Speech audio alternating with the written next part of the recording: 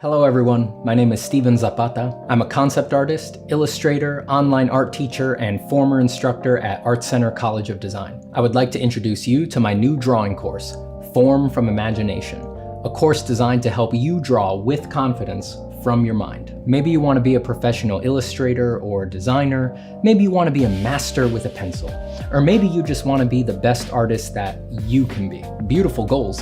But it's not always clear how to improve the work that you do from imagination. Over the past 6 months, I've taken all of the little eurekas, tips, and essential exercises that gave me confidence drawing from my mind and compiled them into a sequential course. We start with the absolute foundations, covering the scientific nature of light and shadow, how to hatch, how to create flat tones, how to render spheres and cubes, and step by step, we move through combined shapes, complex shapes, organic shapes. We cover how to simplify extremely complex subjects like the head into basic shapes so that you can handle them more easily from your head. We look at how to understand and treat details. And by the end of these 14 chapters with over 50 video lessons, you'll be ready to do complex designs from your mind with fidelity and energy. And all the demos are done in pencil on paper, so you can do all of the assignments even if you don't have a fancy digital art setup. But I also have demos, instructions, and modifications to the assignments for those who do want to do them digitally. Here's how it works. Go to formfromimagination.com and sign up for the course. Download the assignment book and start watching the lectures. Do the assignments at your own pace. Take your time with them and use this self-study to develop your patience. When you're done, post your assignments in the exclusive community hub, and I'll personally critique your work with drawovers, diagrams, and advice. I want you to know, this course is no joke just because it's online. It is challenging content, and it is more complete than it would be if I was teaching this class at an art college as I have before. If I was teaching this class in person at Art Center today, I would just play these videos in class, knowing full well that they're the most concise, focused, edited, step-by-step way to convey the material. So I'm serious when I say, this course isn't just a substitute for a college-level course, it's better than a college-level course. And you don't have to pay thousands of dollars per credit and wind up hundreds of thousands of dollars in debt. So thank you for checking out the course, thank you for watching this and for your support, and thank you for drawing and making your artwork. The world needs it. I'll see you soon.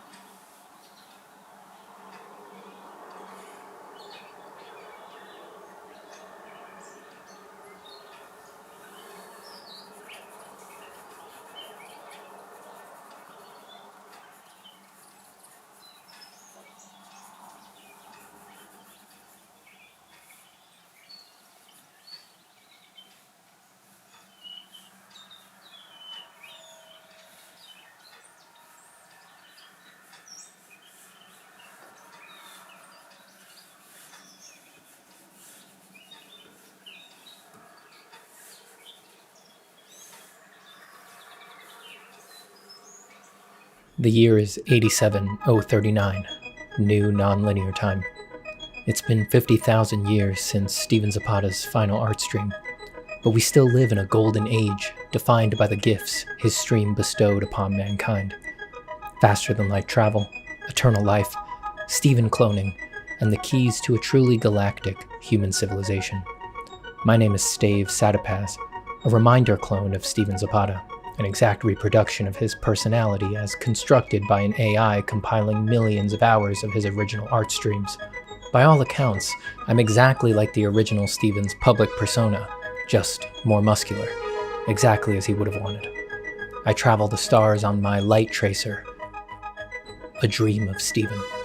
My crew is, of course, all clones of Stephen. Some of my officers are reminders like me, but not all. Some are bioclones, and yet others are aspectoids, clones who, instead of trying to capture his full essence, amplify a particular portion of the original Stephen's personality.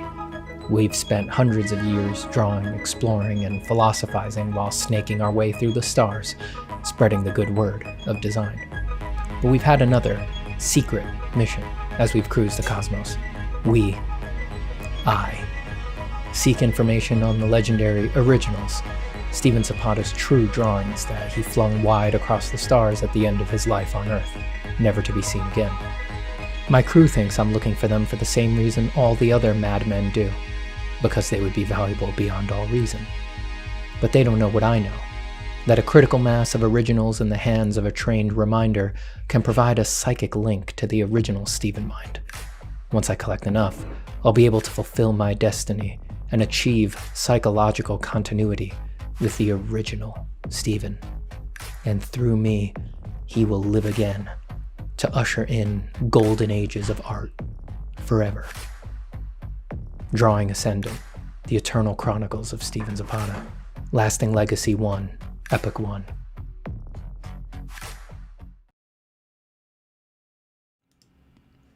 Drawing.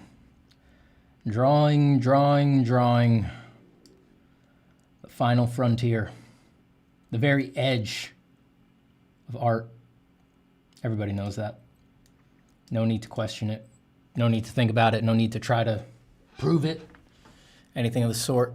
You guys like that sound when I turn my foam screen to not give Rode free promotion without getting a sponsorship from them?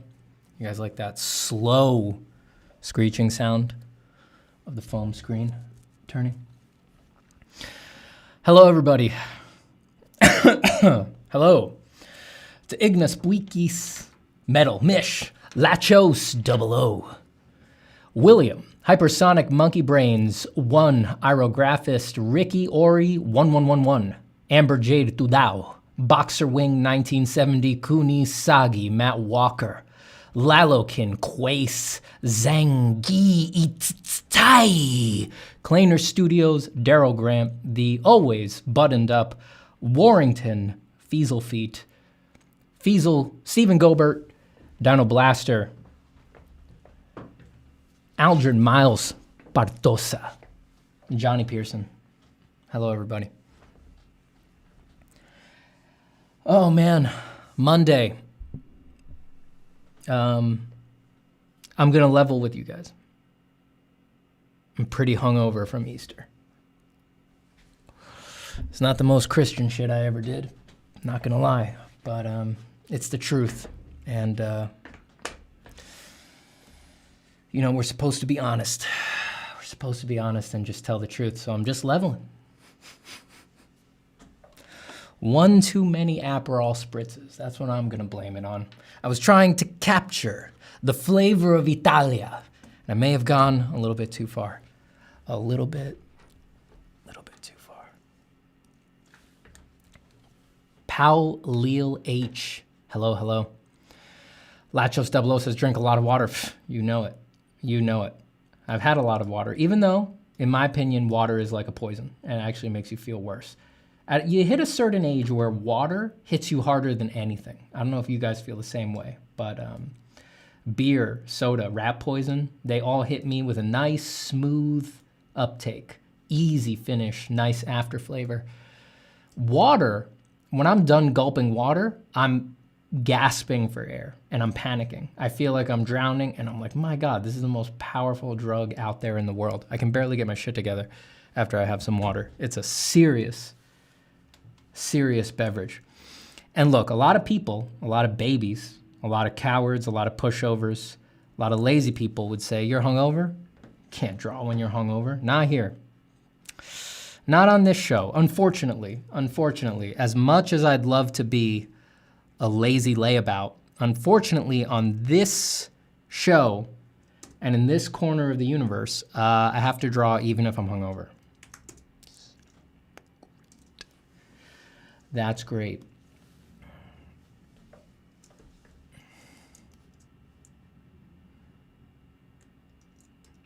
Because your study is too alkaline, I believe, says Johnny Pearson, who I take. Better be, Johnny, you'd better be a fucking doctor. I mean it. I mean it. You'd better be a doctor. If I find out you're not a doctor and you're spewing stuff like that, oh God, I'm going to be pissed. I am going to be pissed. And of course, naturally, permanent ban from the channel and the Discord and the Yacht Club, banned everywhere. Everywhere that has any association with Studio Zapata LLC. No doubt, for sure. All right, what are we drawing today? What's sitting here on this sketchbook page looks like some sort of barbarian Frazetta death dealer kind of a thing. Let's either roll with that or cringe away from it based on what comes up next. And if anybody has any, for the love of God, interesting art questions, feel free to ask them. And then we'll go through a complicated vetting process. I'll decide for myself, is that interesting? Or is that the same old bullshit? And then if it rises to the level, if I'm like, now that's actually interesting, then I'll answer it. And I'll also answer your bad art questions, but I'll resent you for it. You still get your answer, but yeah, I'll resent you a lot. I'll remember your handle. And even if you don't tell me who you really are, I can tell from someone's handle who they really are. So if I ever meet you at a con, Lightbox, Comic-Con, SakuraCon, any of the various cons and all of their storied descendants, I'll know. I'll know. Even if you tell me, hey, my name's Mike, I'll grip your hand and I'll say, I know you're Cherry Popper 69. It's written all over your face. And I remember that ignorant art question that you asked me. You can't trick me.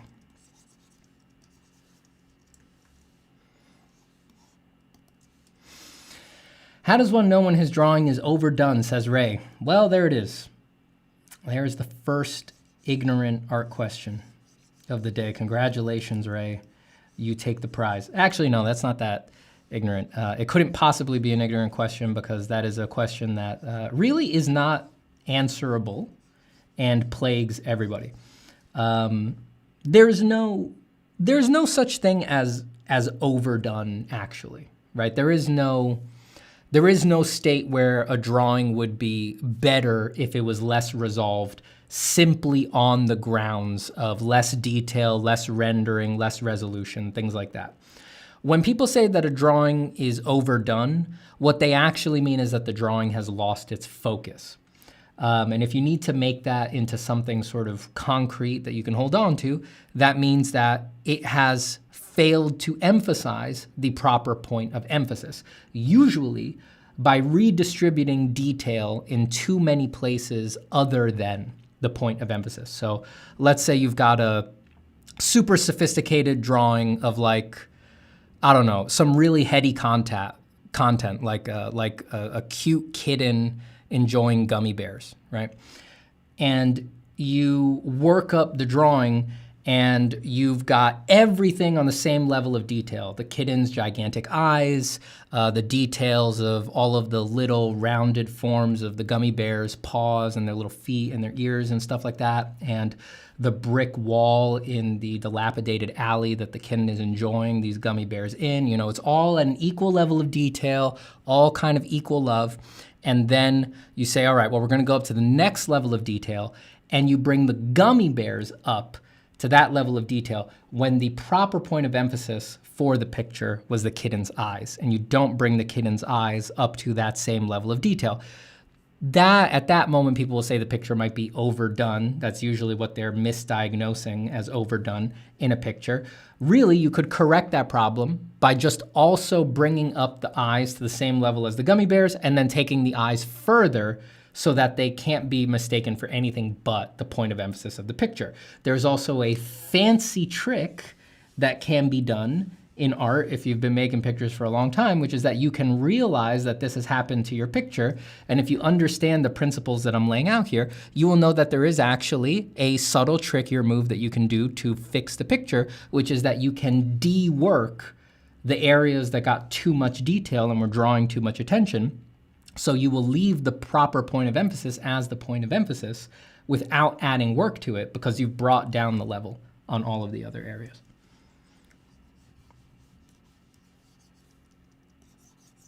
So it's not about pushing pictures too far such that they become overworked, which is just like a airy statement you can say about a picture without, you can't turn that into anything operational or useful.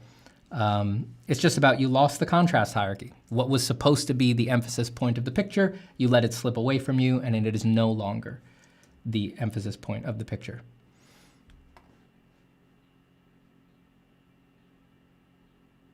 What do you mean by drawing as the final frontier? Is it somehow related to the usual AI discussion, says A. Wasim. When I say that drawing is the final frontier, I mean that I really thought about that statement a lot. We're talking for hours before I went live on stream, and that it is absolutely boiling over with subtle meaning and literary significance that is going to be picked apart in detail by Nobel Prize winning geniuses in university classrooms for the next 200 years.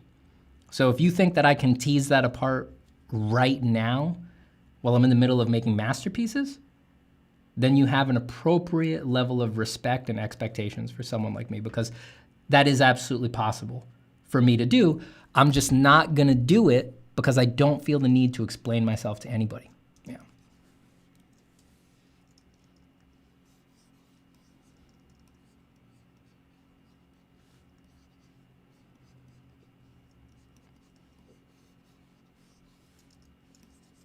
Do I want to play some music on this stream? I forgot to put on music. What are we going to do? What are we going to do?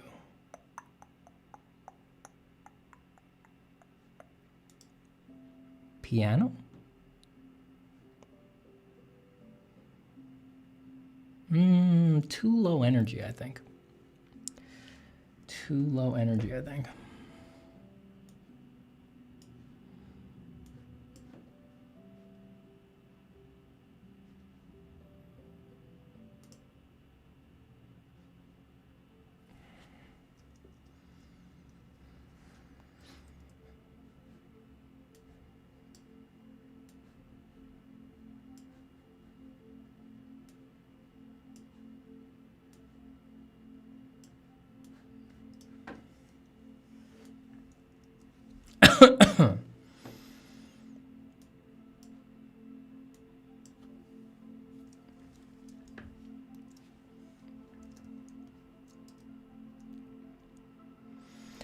Ada Varnari says, Stephen, do you think scientists can be good artists? From my experience, drawing from knowledge from different scientific fields leads to more interesting and unique art. Of course.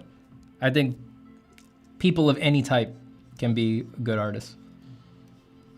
There's no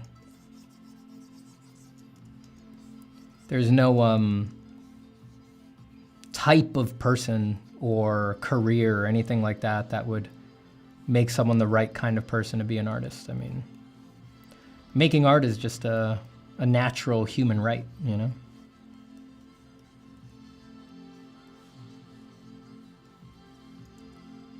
Anybody can do it. Everybody probably should do it.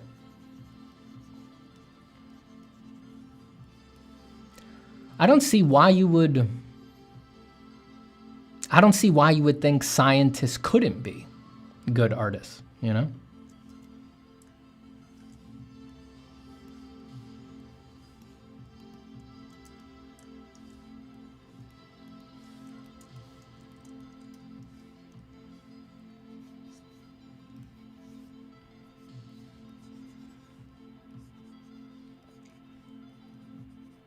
Johnny Pearson gives $5. Thank you so much, Johnny. That's extremely kind.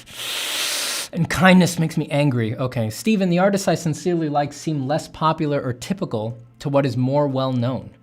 Would you share any insights into inspiration like this? Well,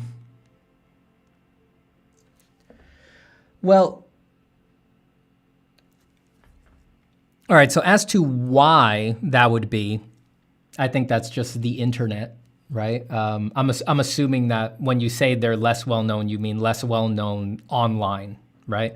But online is just another market, you know? It's just another place. It just has its own culture. It has its own conditions. It has its own things that work and things that don't work. And being an artist online incentivizes a whole series of actions and things to do that don't necessarily align with making the best art, you know? I mean, being online as an artist, if that's going to mean that you have to focus on being a content producer in some sense, is going to incentivize you to churn, to just make more, because the algorithms currently incentivize that, right? Which is not necessarily the way that it has to be, right? They could be changed so that they don't incentivize the constant production of new content, but the way that they are now, they do. And obviously, it's clear how that would be detrimental to a lot of people's art practices. Instead of just letting them sink into deep work and the kinds of things that they do, it's going to make them get ever more shallow and make it more and more difficult for them to focus on the deeper things that they want to do. So the fact that they're less well known doesn't mean anything about the quality of the work or whether or not you should like them or whether or not you should enjoy their work or respect their work or where their work should sit in a sort of hierarchy of your tastes, right? It just means that they don't make the kind of work that is rewarded by the online systems. And I would advise you to do your best to basically like forget that it's the case that they're not well known or that their work doesn't work in the current culture, in the current zeitgeist. Now, clearly it works in the current culture because you like it, right? I mean, in the online culture. It can be difficult a lot of times to remove the subtle bias that we have against work that is unpopular because we can't help it. You know, we're people of the culture and of the time. It's very difficult for it to not matter to you that someone's work is incredibly popular in the current world, in the current realms, in the internet world and things like that. But I think that distorts our taste and damages the things that we appreciate. So if I were you, I would do your best to basically have amnesia about that particular fact and just enjoy the things that you enjoy as deeply as possible, basically completely separated from the cultural considerations of that product.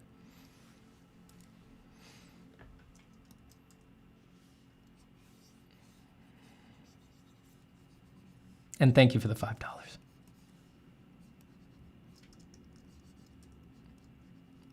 My God, do I love $5.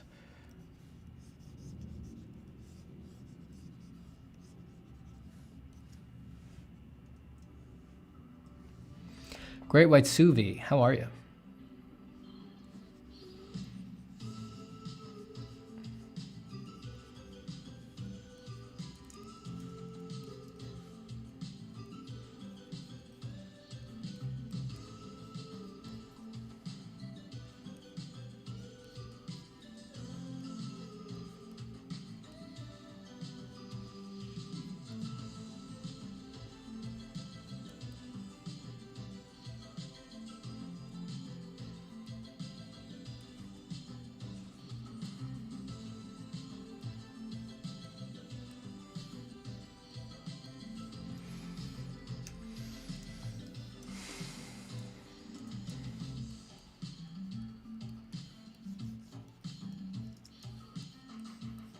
I need to just sketchbook for a few minutes because I haven't drawn all weekend.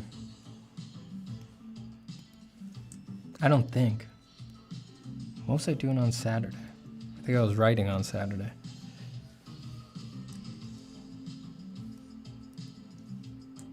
So I gotta get the hand back.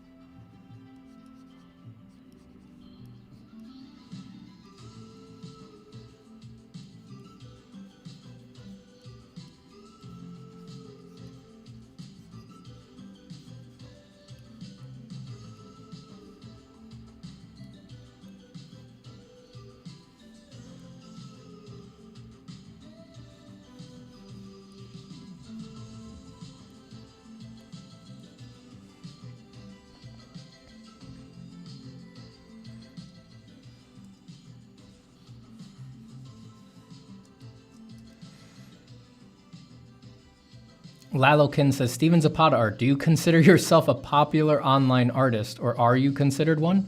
I don't. Not really. I'm not really sure what that would mean, you know?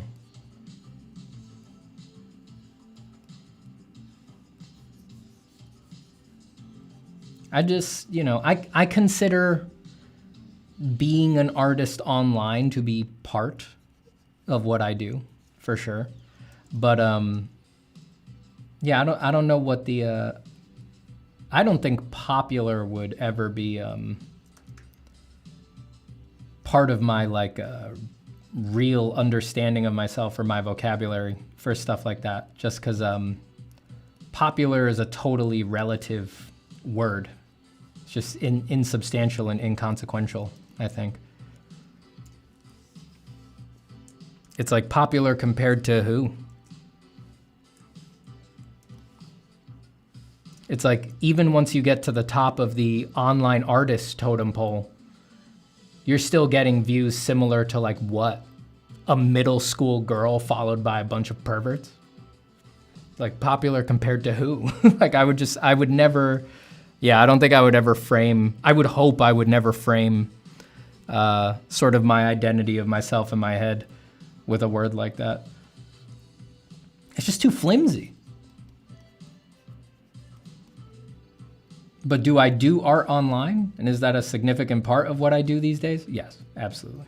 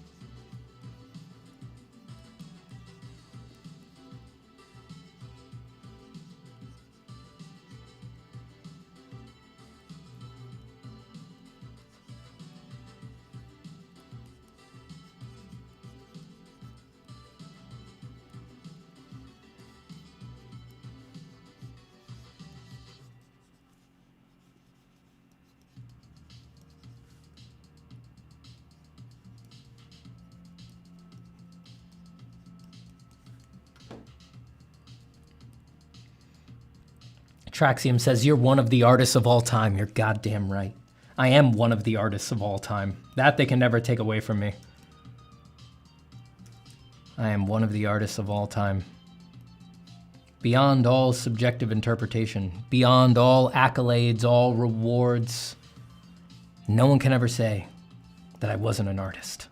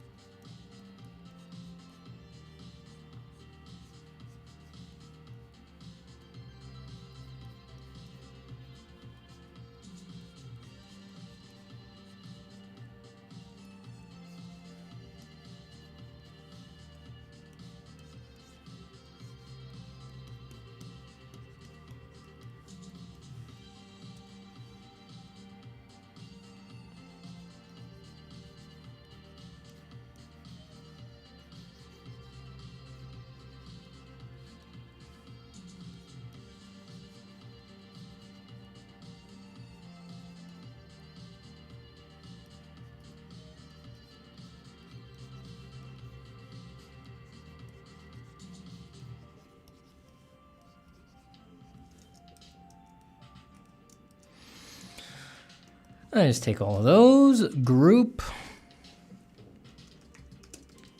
page 1, goodbye to all of those.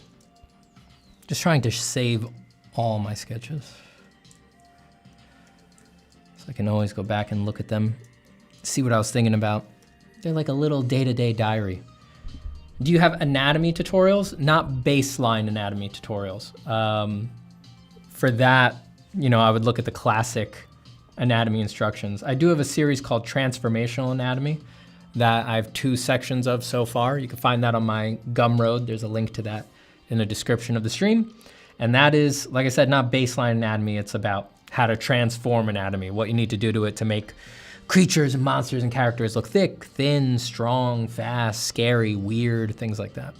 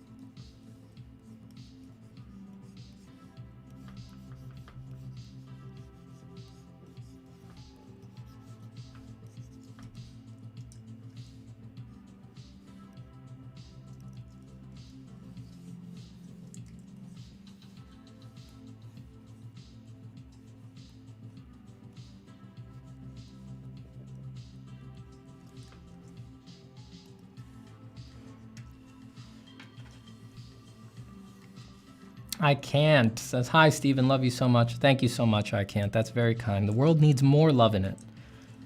And you've invested it in a wonderful place. I mean, I'm an excellent choice of a place to invest your love. That's fantastic. It's simply fantastic.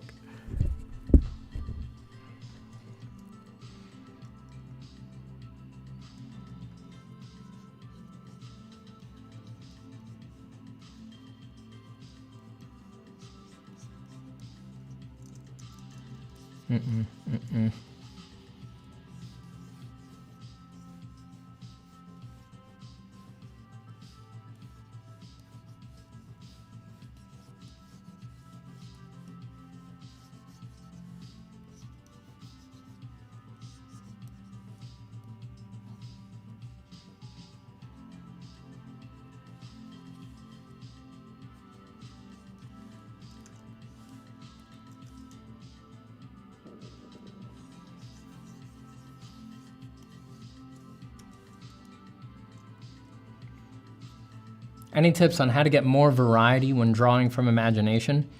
I do think that in particular does come from exposure. I mean, you got to keep your eyes open in the world, take notes, draw from life when you can, look at photographs.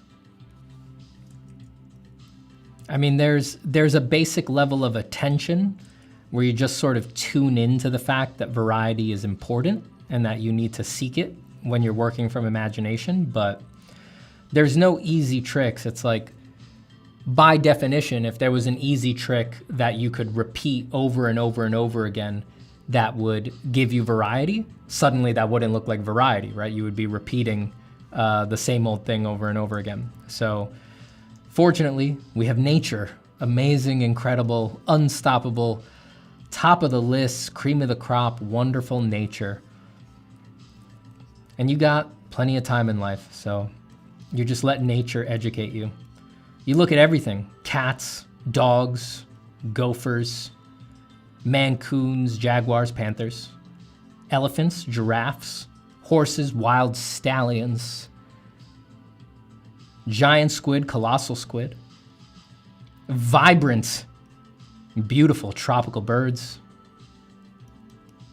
Just let them educate you over the years. Let them be your variety friends. Let a beautiful tropical bird whisper into your ear. Let them say, "Did you know that things can be blue sometimes?" And then let it blow your mind. Keep a little journal where you write it in there. Say, "Holy fuck, I'm such a simpleton. I didn't know. I really didn't know. I had no idea that things could be blue sometimes." You put that note in there. You write it down. You'll never forget it. You'll always remember from that day forward that some forms can be blue. Some forms can be blue.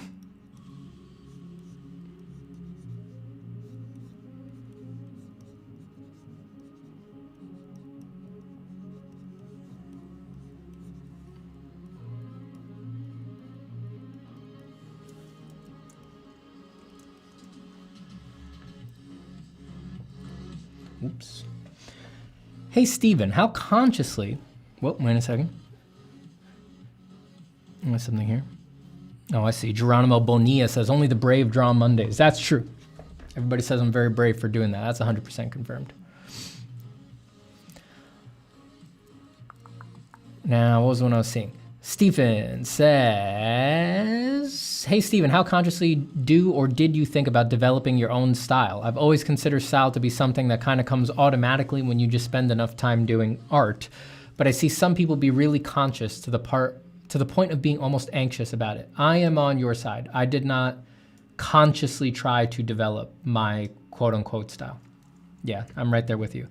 I did, of course, consciously try to develop my skills and my understanding, which naturally they become part of your style, right? Like I spent a lot of time trying to figure out the nature of light and shadows and why and how shadows are produced and what shapes they make and rendering and all that. I spent a long time thinking about that, which are foundational questions. And then of course those became, once I found answers that sort of were satisfactory to me, they naturally became very significant parts of my style, right? But that wasn't a stylistic exploration for me. I guess it could be for some people when you phrase it that way, you know, but I don't consider that a stylistic exploration. I consider that, you know, foundational knowledge that I was seeking out.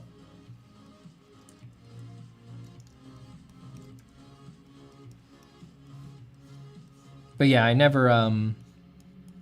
never consciously fretted over like, these are the lines that will be associated with me. These are the values that will be associated with me, you know? These are the shapes that will be associated with me. No, that stuff, I always just let that arise naturally from what I like to draw. I always focused on what was actually fun to do rather than what was slick or cool or, God help me, what would sell. It's a choice. Definitely a choice.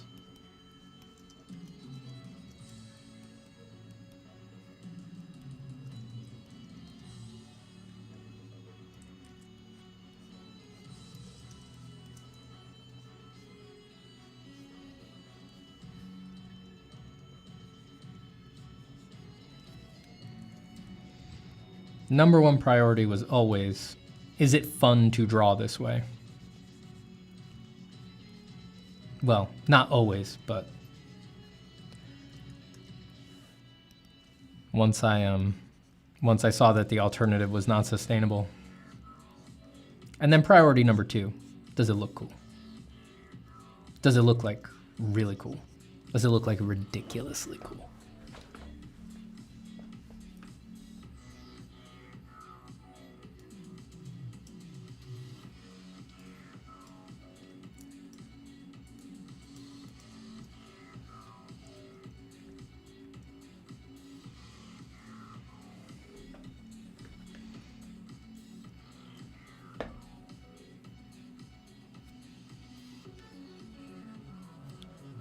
I can't says amazing. I had barbecue and a lot of alcohol. Hope you all did too.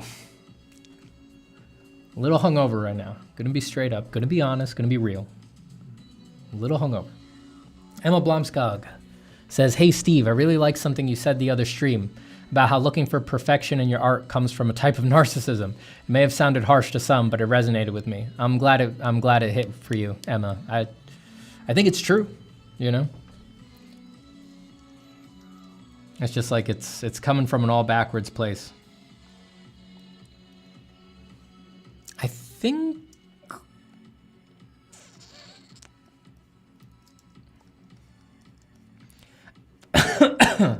I heard Dave Raposa say something like that once, years and years ago. I don't remember how he put it, but when I think about that idea, I've got a little Dave Raposa tag on it somewhere. It's hanging out there in the wings. So I think maybe at some point I heard him say something like that, maybe.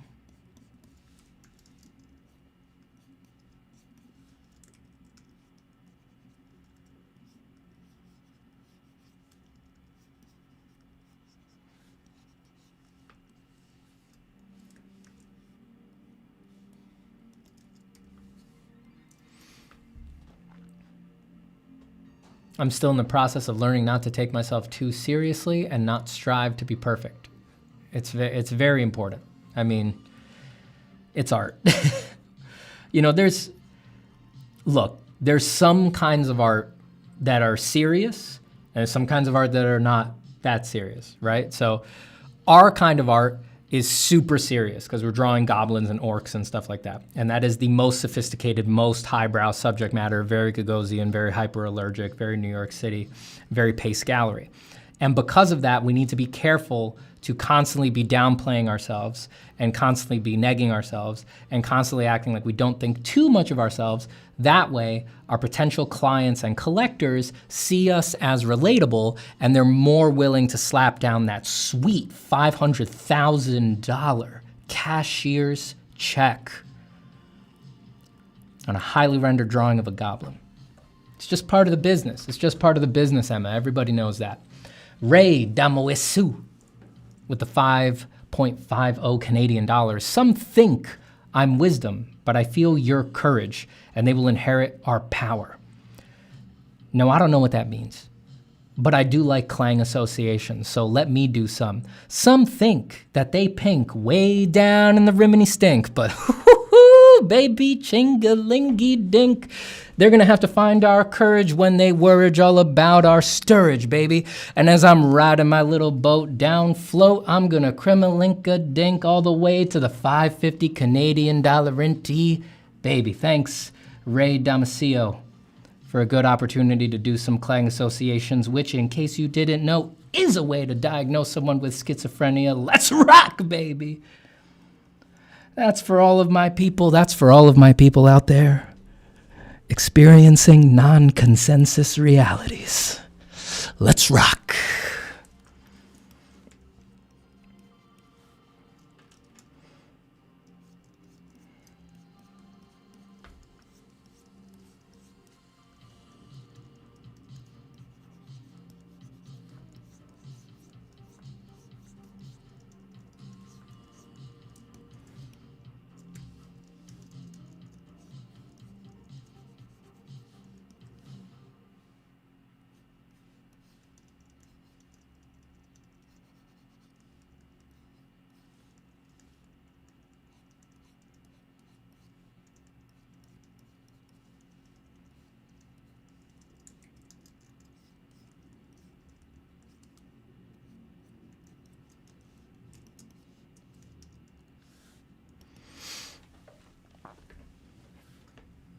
I can't says, I'd love to throw money and say cryptic messages to you too.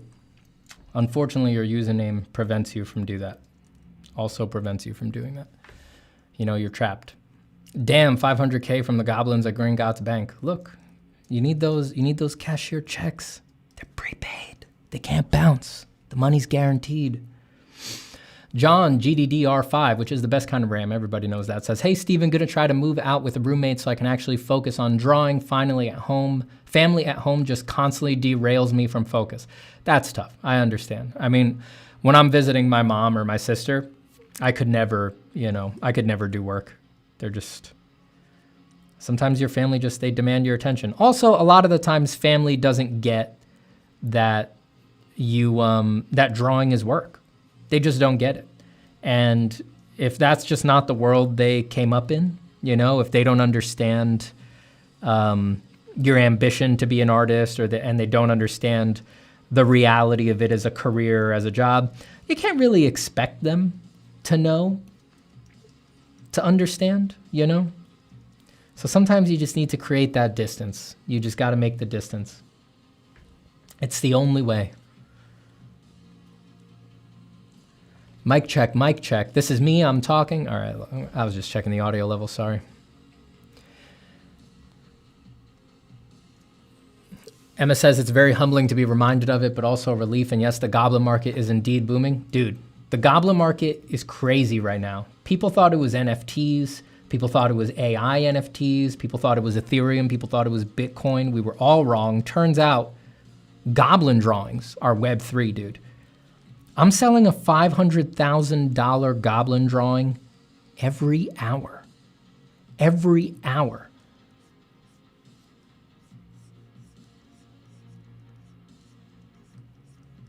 And I'm selling it into tax incentivized retirement accounts managed by Credit Suisse in Swiss bank accounts. So I'm losing about $499,999.50 in international transaction fees on each one of those sales, but that doesn't change what it's selling at. That doesn't change what it's selling at, all right? Curse Fetus says, what's poppin', brother? I also shaved. You copied me. How dare you? I mean, I was out of ideas. I'm rarely this honest, but I feel wide open and vulnerable right now. So I'm just going to tell you the truth. I was out of ideas. I was in the bathroom. I was like, what's next, man? What's your next move? And I came up with nothing, which is very rare for me. But it was time. So I was like, we got to do something. I saw Cursed Fetus shaving. I was like, fuck it. I mean, we got to do something. It ain't the coolest shit I've ever done, but let's go. I copied. God help me, I copied him. I'm sorry, everybody. I'm sorry. There's a few gay people in the chat. That's good. I always like to see that. That's good, good, good. Hello, Steve. Thank you so much for the videos. My pleasure, truly. I have to inform you that your videos have motivated me to become the best artist in the world, and I will most likely steal your position. All right. All right. Kind of a weird relationship to have to someone, but I gotta say, I don't hate it. I actually don't hate it. Pretty okay with it so far. It will take me some time to develop as an artist, so you have time to change your occupation so you don't starve to death. This warning also applies to all artists out there. All right. All right. All right, hello there. All right. You know what? I'm going to let you try. I'm going to let you try. You know what? Just because you got a good spark in you. You're excited. I can feel the energy coming off of you. It's electric. I see you squinting your little eyes and you're kind of slightly sweaty and you've got all the wrong pencils. I mean, you think you've got the right ones. You got the Strathmores, you've got the Faber-Castells, all of the, chaff grenades that I throw out there to distract everyone and put them on the completely wrong path. So you haven't even heard about the right materials yet, but I find that endearing. That's noble. So I want you to go on your journey. I want you to work as hard as you can. I want you to have incredible ups and downs. I want you to have unbelievable achievements. I want you to be lauded by your community and by industry and by the loving art critics that are constantly writing positive reviews about Orc and Goblin drawers in some of the most sophisticated art-based magazines in the world. And I want you to feel absolutely secure in your abilities, your potential, and your ability to execute when you come and find me and try to challenge me for my position, so that I can see your joy turn to ashes in your mouth when you realize that you were fucking with someone who is barely a person, that you had decided to face down a force of nature, and that the idea that you could do anything to achieve the power of a force of nature was flawed all the way down to the beginning, and that all of your ambitions had been poisoned at the very root. That will then be my joy, to see your broken face shatter on the fields of our battle. I'll see you then. God, I love my fans.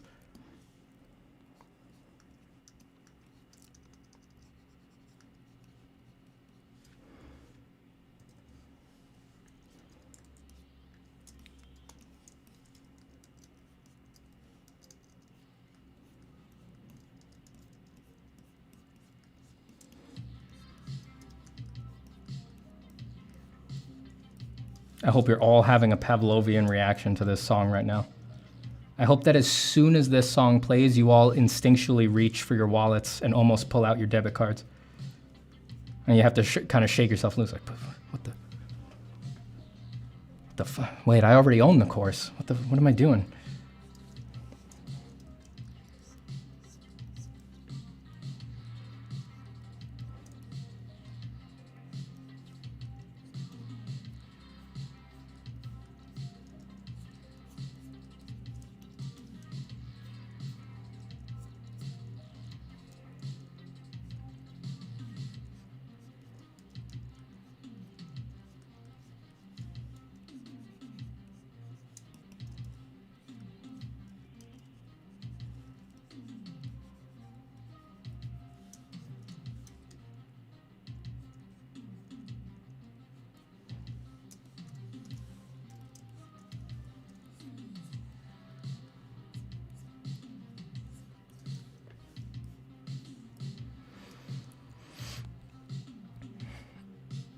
Anyone like Crash Mercury? Crash Mercury's great.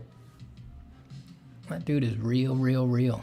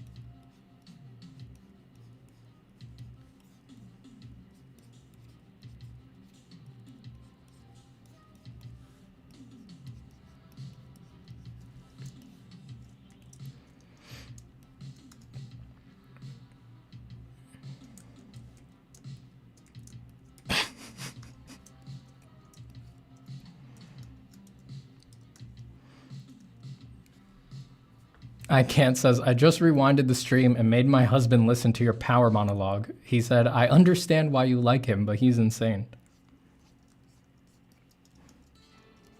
It sounds like you have a very sensible husband. It's good.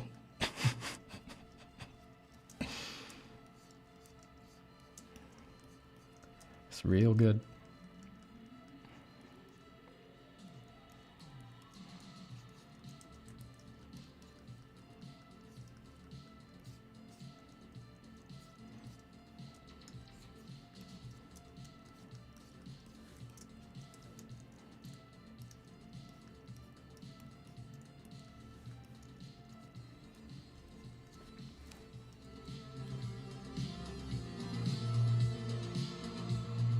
Steven, do you recognize some of the usernames that are always on your stream? Of course I do. Like yours, Great White Sufi. When I see your username, immediate recognition. Immediate recognition. I'm like, there he is, once again. One of the most dedicated, one of the most committed, one of the most disciplined fans I've ever had. The irreplaceable Great White Sufi. Yeah, of course. Man, every now and then I see someone pop up who has been poking around my streams for, I mean, we're going on 8 years or something like that. I remember that happened relatively recently. I saw someone I had someone pop into stream who I recognized their name from streams I was doing back on the now defunct Beam back in like 2015. Ancient stuff, you know?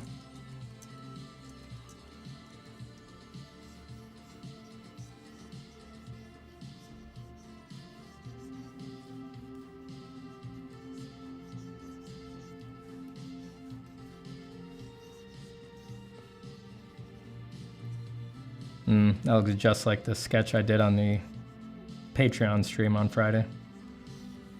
It's like the exact same pose. Do I have that here?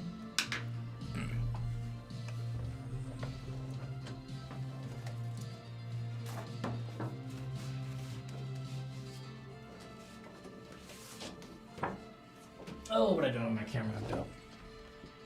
I did these inks on the Patreon. Hold on, let me make myself big. I did these inks on the Patreon stream. I did those on Friday. Still on the ink journey. Still trying to get better at doing those with the dip pen. That's with the quill. Was that on Friday? It was, right? Are there any people who are on the Patreon stream here on Friday?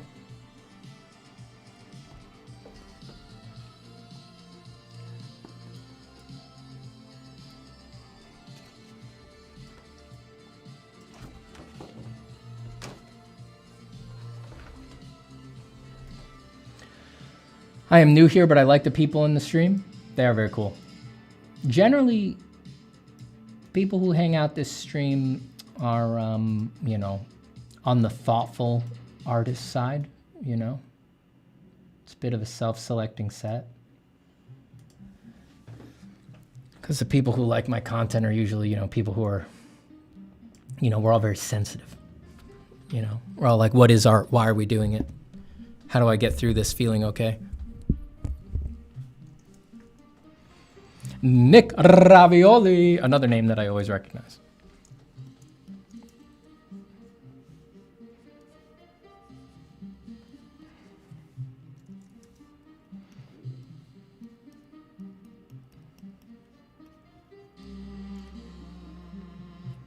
That have brush pen mixed in? Yes, sir. Yeah, on that Patreon stream, I was practicing reversing the usual, not the usual, but the workflow that I'd use for the last couple inking practices I had done, where on the last couple inking practices, I did a pencil sketch, and then I did the fine lines, and then I tried to blob in darks as the third step. So on that practice, I reversed the last two. So I did a pencil sketch, obviously that's gonna be first, but I did the dark big blobs first with the brush pen, and then I did the fine lines with the quill second. And I think I like that workflow better. I'm just experimenting with a bunch of stuff there to try to find how I like doing it. Can you draw a bullet ricocheting off that character's butt with him saying, hey? Jesus. Some requests are simple enough that I have to do it.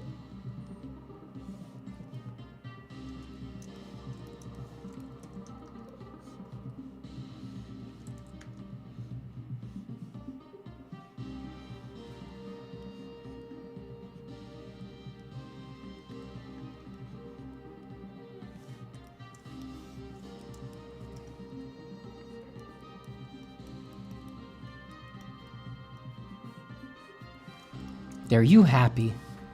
Are you happy now? Look at what you made me do. You think we got time for this in the world that we live in? Aren't you paying attention to the news? Don't you know what's going on out there? You think we got time for crap like this, man?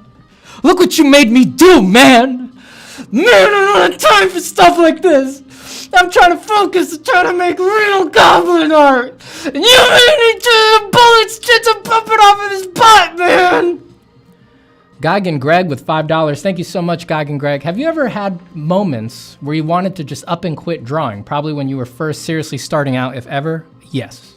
Actually, interestingly enough, well, it's probably deeply uninteresting actually, but I had more moments like that later in life than I did early on.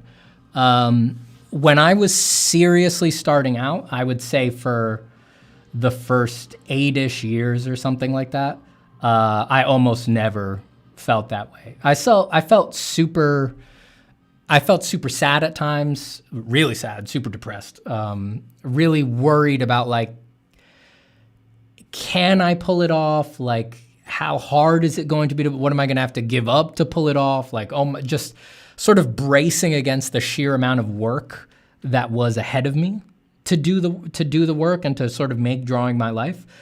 I had that, but I never seriously wanted or thought about quitting. It was more angst about really like feeling sorry for myself. Like it was like really knowing I was gonna do it anyway and being bummed about the amount of work and suffering that it was gonna be, which is useless. If that sounds useless, it's because it is useless. And those moments were rarer. Those were rare. In the beginning, I had a lot of adrenaline and just youthful piss and vinegar in me. So I didn't have a lot of those moments early on. I had them later. Once I'd been doing it for a long time, that's when it more started coming up that I might just want to up and quit drawing. And these days, even though everything is going great and, you know, I have a career and I got it under control and I'm not even like struggling to make ends meet, you know, I'm able to live a good life and everything like that. Still, I would say there's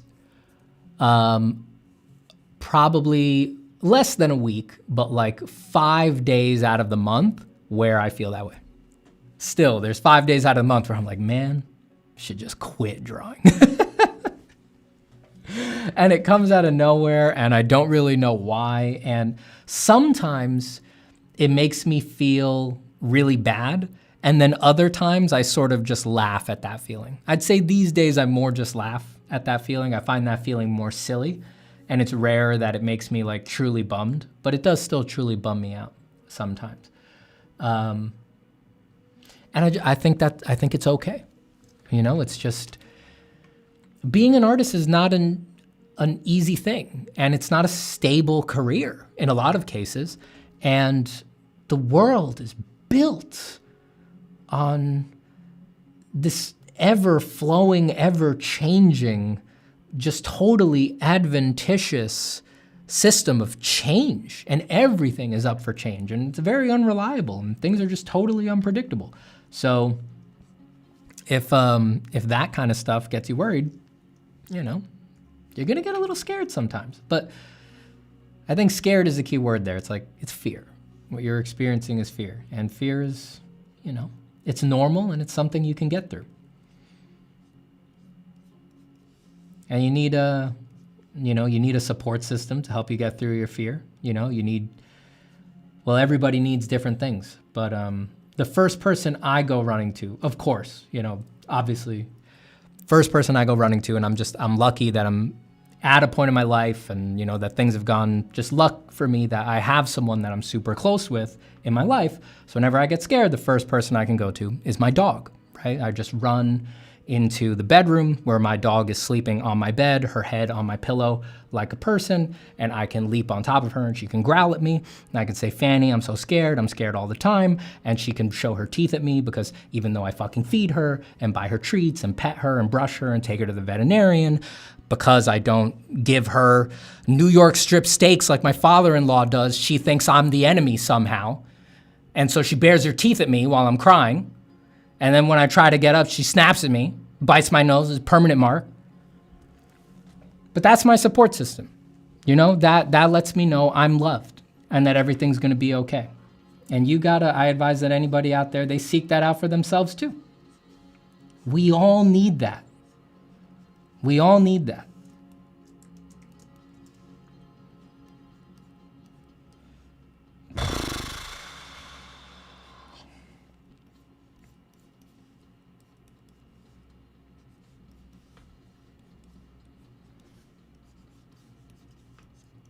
Wait, this one's too much like that drawing I did the other day.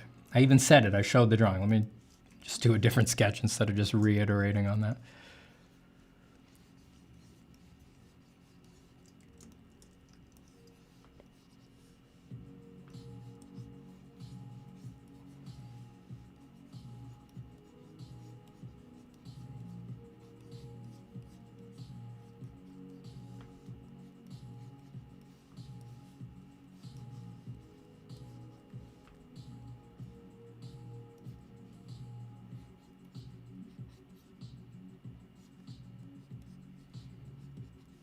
It's just like, how am I supposed to compete with you're giving the dog New York strip steak with the strip on?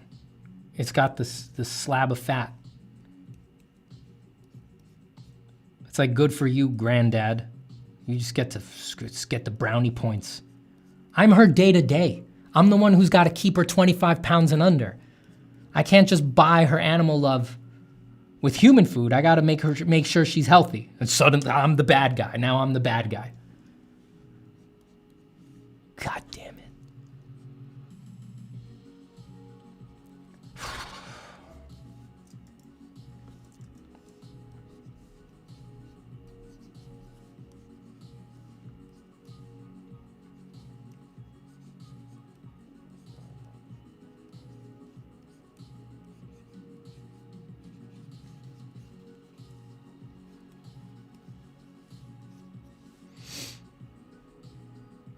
Steven, I think you're luring Italians in your chat because you're constantly drawing them like you're doing now.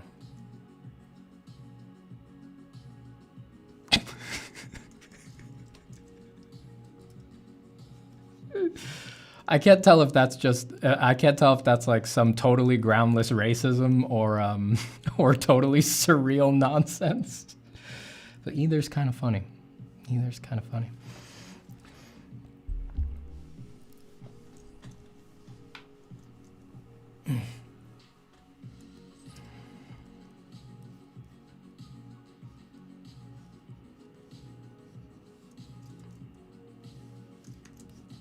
This guy's on my layer. I don't want him. Get out of here. Go away. Go far away.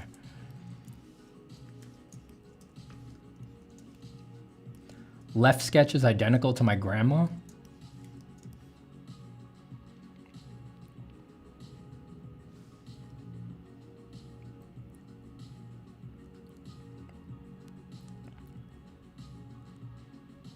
Good for you, man.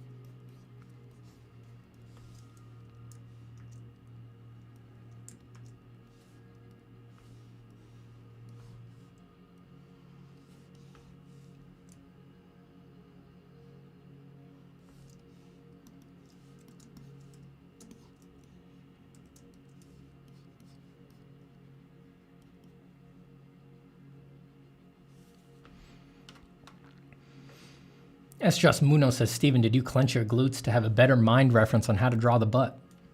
You're a true artist. See, you understand. Damn, that was a super insightful comment, dude. Some people are just, that's not even a real question. He's just dog whistling that he's also an A-class, world-class artist. That's all that is. And normally I'm annoyed by those kinds of dog whistles, but that was a good one. Coming in loud and clear, Captain. Roger that. Very Pace, very Gagosian, very Hyperallergic, very SVA, very Pratt brother. Very Guggenheim, very Artnet.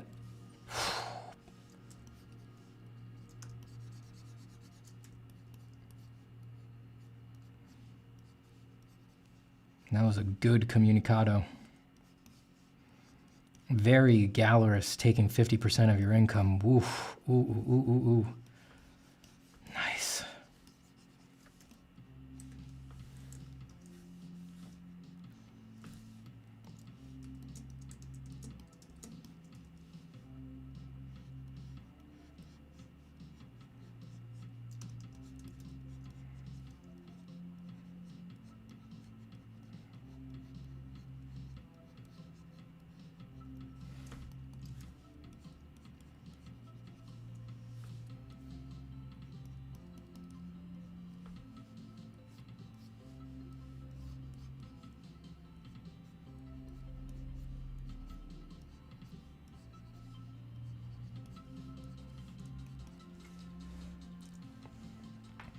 Steven, do you think dogs have existential crises as we humans? I don't think so.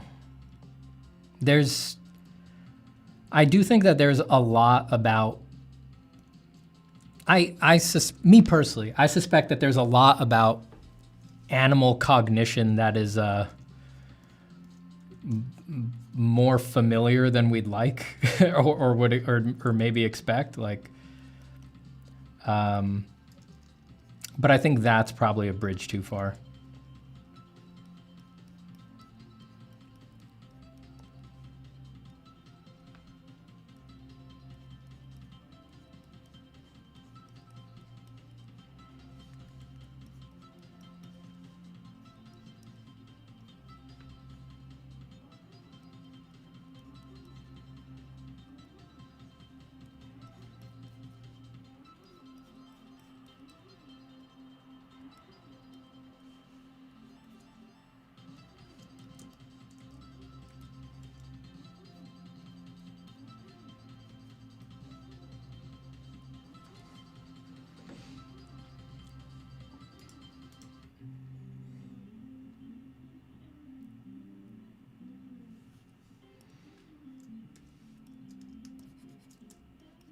Right, I think all those emojis are going to give me a seizure. They're completely overloading my processing centers. Lassie Talks About Art says, Steven, a question about the course. Will you still be giving feedback in the community section in, say, a year? Yeah, that's still the plan. If you're planning on joining in a year, see you in a year.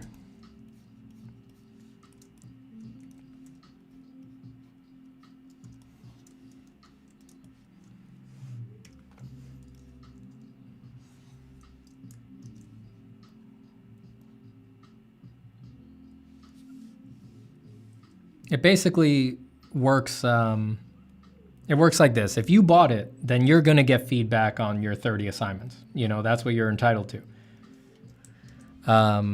If for some reason it reaches a level where I can't do the amount of feedback that's on the table, I just won't sell the feedback version anymore. I'll just turn it off.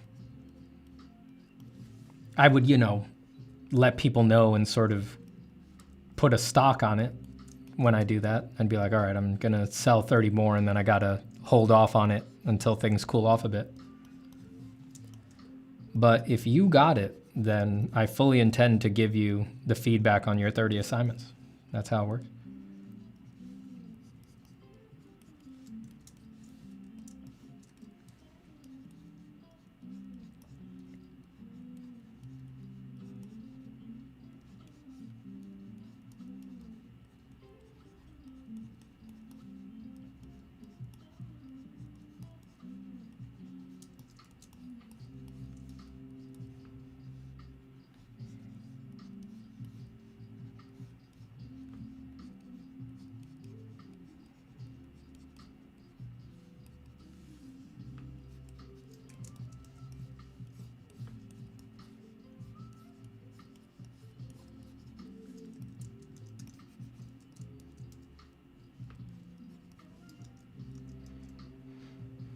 Does Steven know Swedish or Italian? Negative.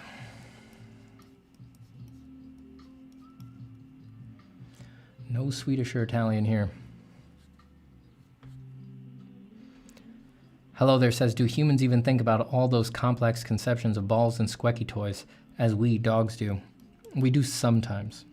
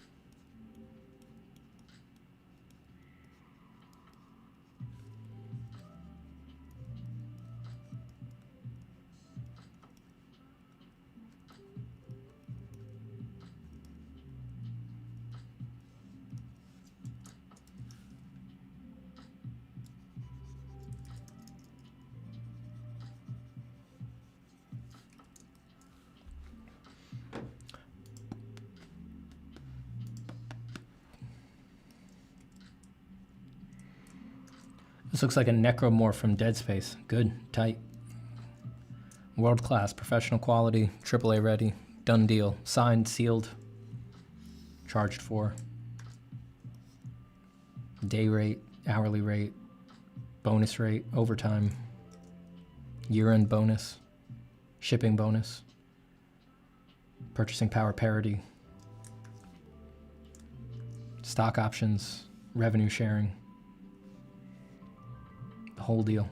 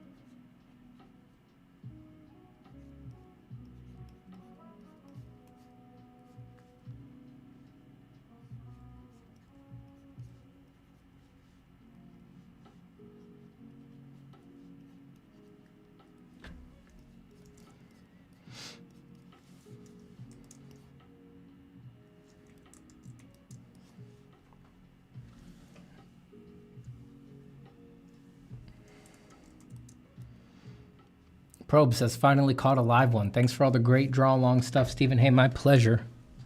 Happy to provide it. Truly. So what we do here, we draw. Stephen, please pull a Zoidberg just like last time. That was the real deal. We loved it. Never again. It was too raw. Never again, man.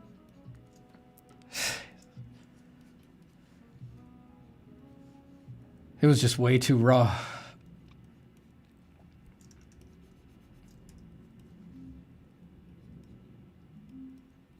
You know, we spend, and by we, I mean me. I spend 99.99999% of all of my time in 100% and absolute control. And you do your best. You're out there, you're trying to make the world a better place. You're trying to share the best drawings humankind has ever seen with people for free. For free.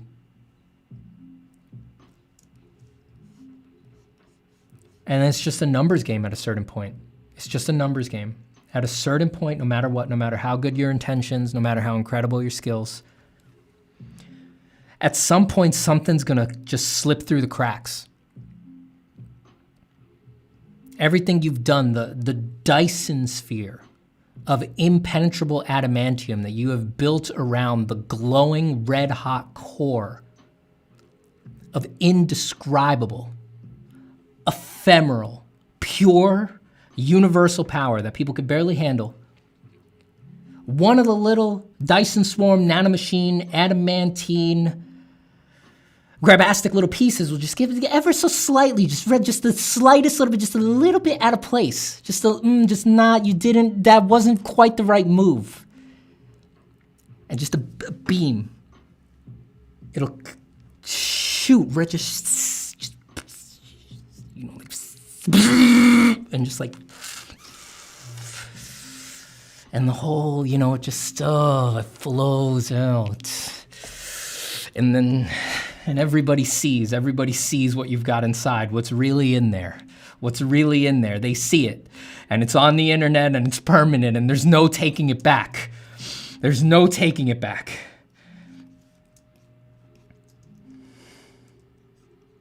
It's just a numbers game, man. It's just a numbers game. It's gonna happen to the best of us. Forever.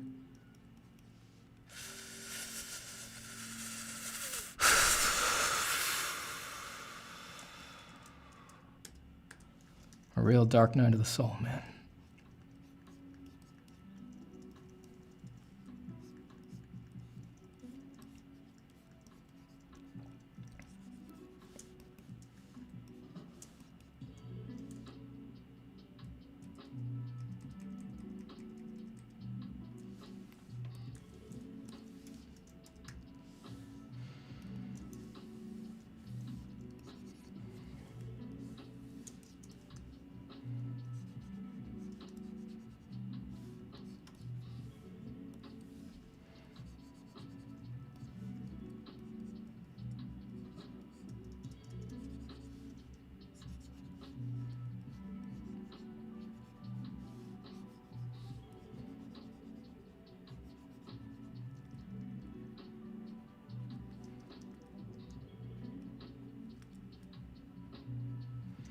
Ray Damiosu with $2.20 in Canadian currency and says, also I'm gay.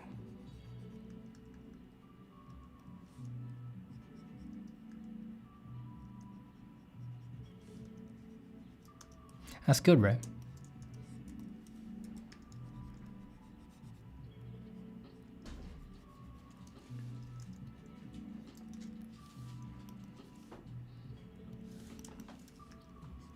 That's real good. That's real good. Hi, Fanny. Did you know Ray's gay? Fanny. Oh my God. You know you can't say that stuff anymore, right? Jesus Christ. Fuck.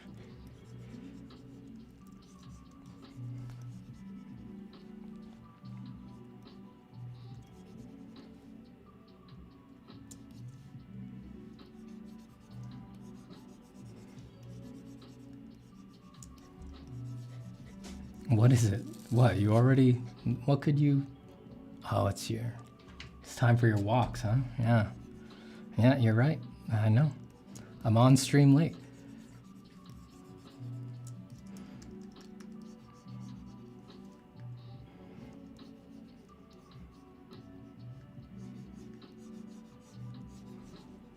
Look, you'll make it.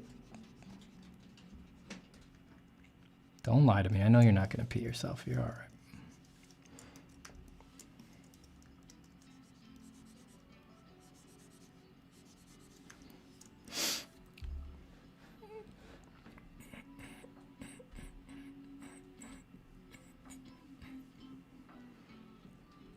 Jessica Jefferson says, I'm glad I finally decided to watch one of your streams. This is hilarious, but also kind of sad. For free indeed, you're an inspiration for real. It is. It's all very sad, isn't it? Isn't it? What the? Dino Blaster says, you're freaking me out, man. I woke up after blacking out. I prostration naked covered in the butter of life. What the fuck is the butter of life?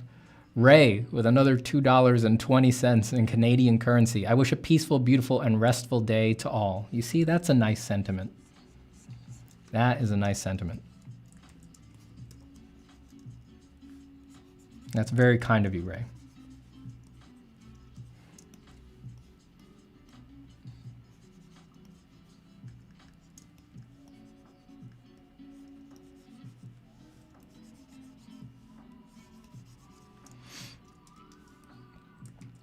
Ray out. Goodbye, Ray. Goodbye. Enjoy making your video.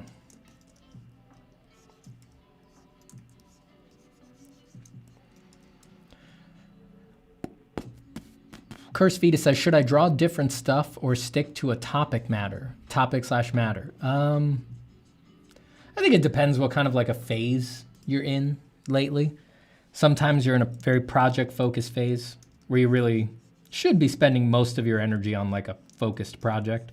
And then other times you're kind of in like a sort of a scattershot exploratory phase where you're trying out all sorts of stuff. And I think in those phases, it's never a bad thing to do to just kind of skip around and do all sorts of stuff, whatever's catching your interest. But really at any time, I think it's usually good to balance it. You know, spend some amount of your drawing time working on a focused project, something that's going to produce the finished thing that you can put out, and then spend some other portion of your time kind of just messing around. If you've got the time to spare. It's nice to dabble in both realms. Hi, Stephen. Can you command me to make the greatest art I possibly can today, please? C. Buckthorn.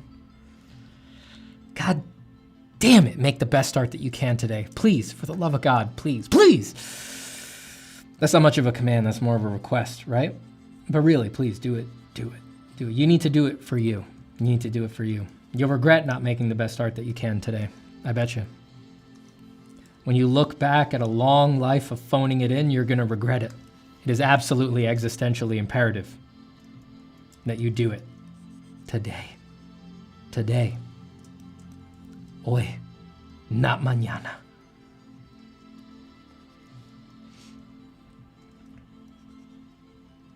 Is that Red Diamond Man's man? No.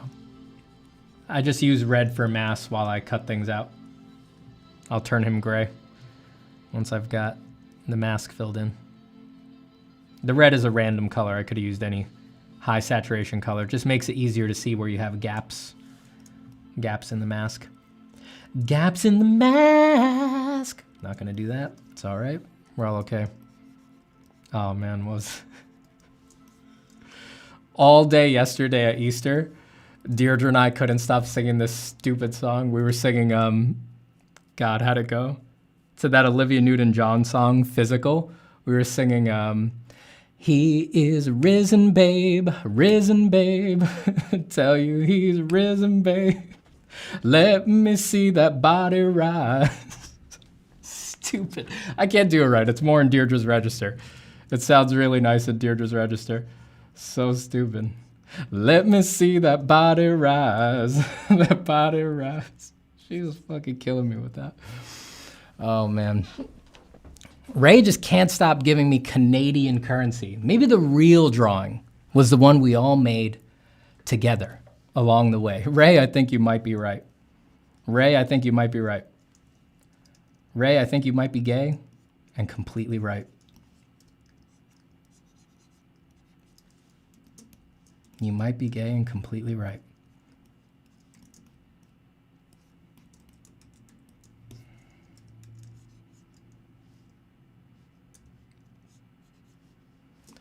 Mr. Zapata, would you like to tell the official board of public cancellations why you assumed Ray was gay that day on your stream?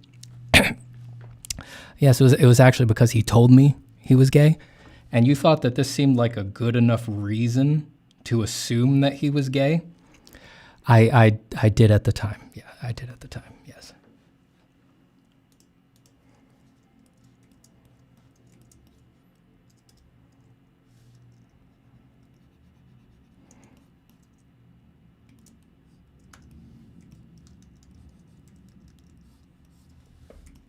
Let me see that body rise, that body rise. Let me see that body rise.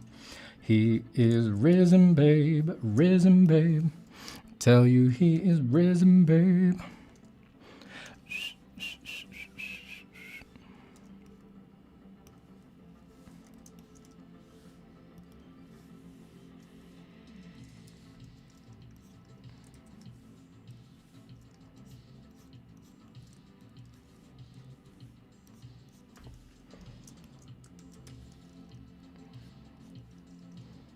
Wait, no, I don't want to do that on the... Actually, yeah, I could do that on the same layer. Well,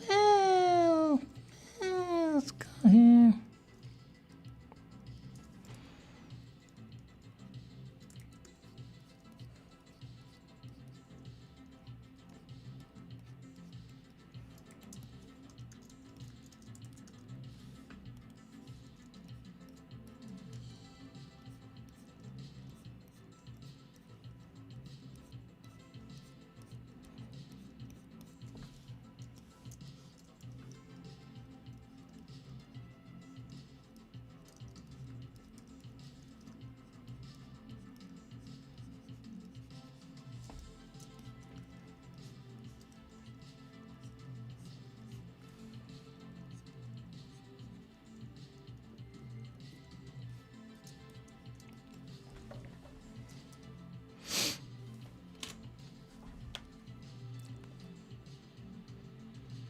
Would you like to have multiple arms like that? You could pick your nose while drawing. Seems like the dream. The hell is wrong with you guys?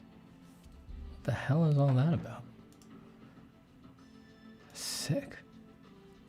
Steven, what do you think about the Barbie movie? Do you think you will watch it? I have not seen the trailer. Is there a trailer?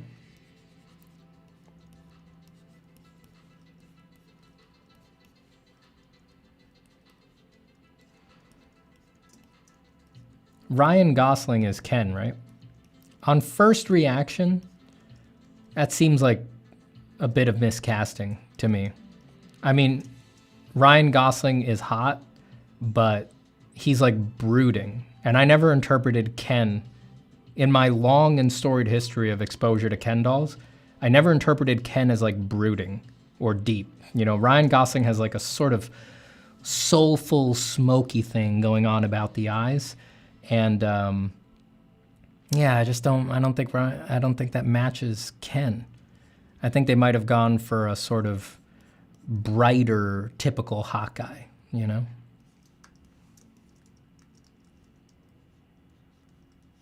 But I don't really know. I haven't seen the trailer. That was just my gut reaction to hearing that Ryan Gosling was Ken.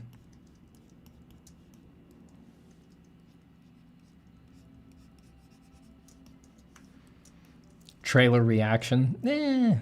I would if I wasn't. I think it'll get my stream demonetized, so. I need my 20 cents a month that I get from streaming.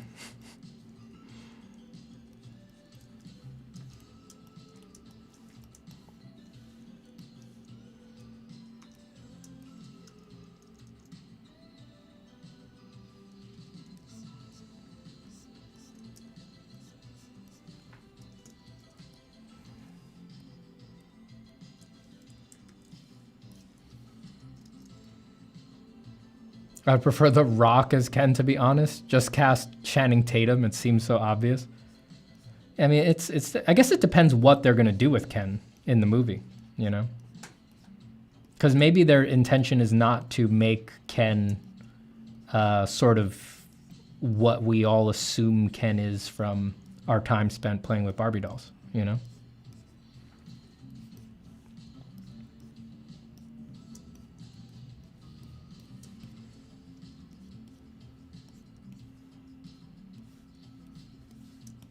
Yeah, we were all making our own worlds, you know? Whenever I played with Barbie dolls, I always made Ken a philanderer with a penchant for fetishism who eventually wound up in Sexaholics Anonymous, much to the chagrin of my cousins who were looking for a more traditional story structure.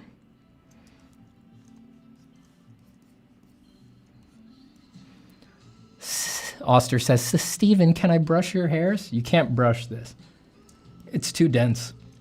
Even barbers are afraid of it.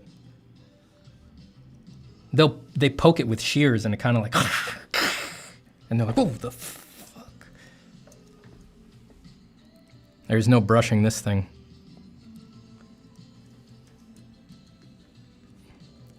Even any brush, even like a Mac brush, just kind of like careens off the surface. You come at it and like, twink! Come at it from this angle, twink! It violates the laws of conservation of momentum. Like even if you come in real slow, you ricochet off ridiculously fast. Actually, a lot of scientists recently are experimenting with it. I actually get flown out to Stanford every Saturday, and they put me in a big stand-up MRI machine and they scan it over and over and over again. Everybody's in there. Talking Roger Penrose, Neil deGrasse Tyson, the guy who wrote that other book. They're all in there. They're all watching. They're all looking at the readouts. They're all checking out the analysis, dude. And they're all like, this seems to violate everything that we know about the universe and implies that there's a hole at the bottom of physics that is possibly unresolvable.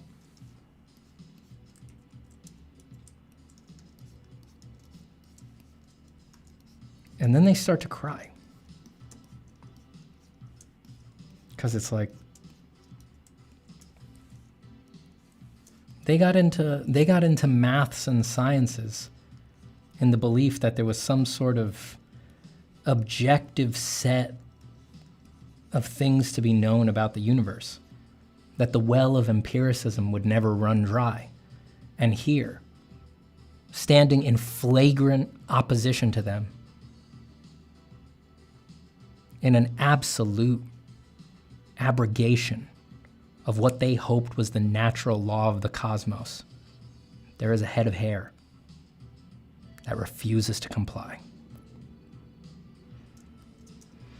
Hey, Steven, thanks so much for making those drawing meditation videos. I've gained a lot from them. There's not much else you can compare it to on the internet. Great stuff. Thank you so much, Evan. I always like to hear that about the meditation videos. They are the most important part of this channel. They just sit there for the people who need to find them. It always means a lot to me to get a message like that and hear that they did something for someone. They were the reason that I made the channel back in 2019.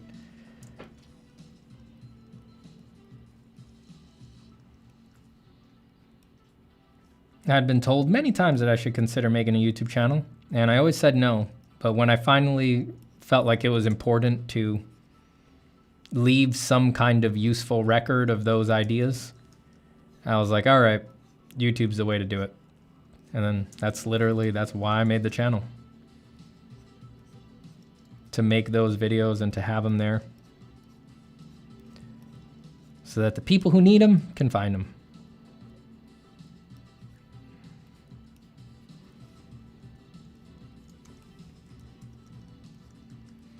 Now that stuff's kind of like the background mood of everything that I do on the channel, but I don't talk about that stuff as directly as much anymore because I'm like, anytime anyone brings it up, I'm just like, yeah, go watch those first 40 or so videos that are on the channel.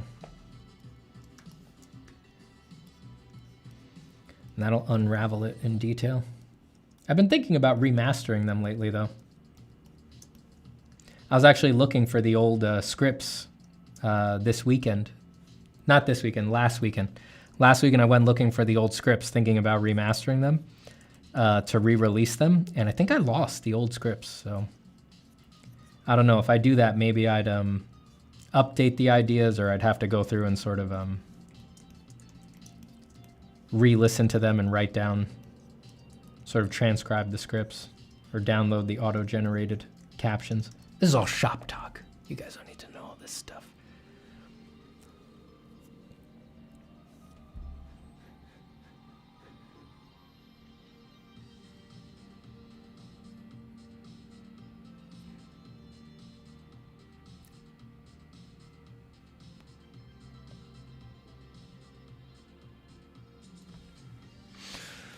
Hold on, let me get some questions here.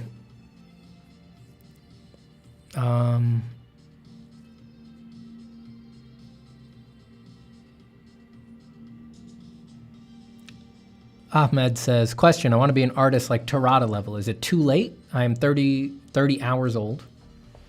30's not too late. You're fine. You can get to any level you want at any age if you put in the work, you know? And if you focus.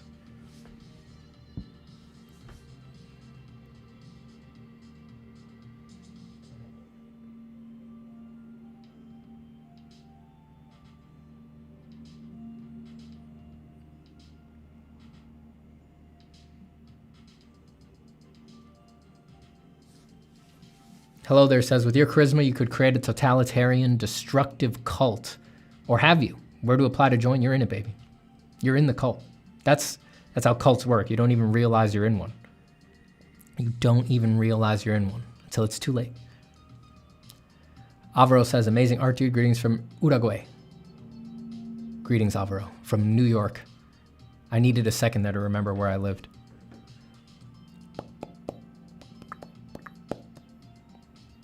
Ray, what the... He even deleted his...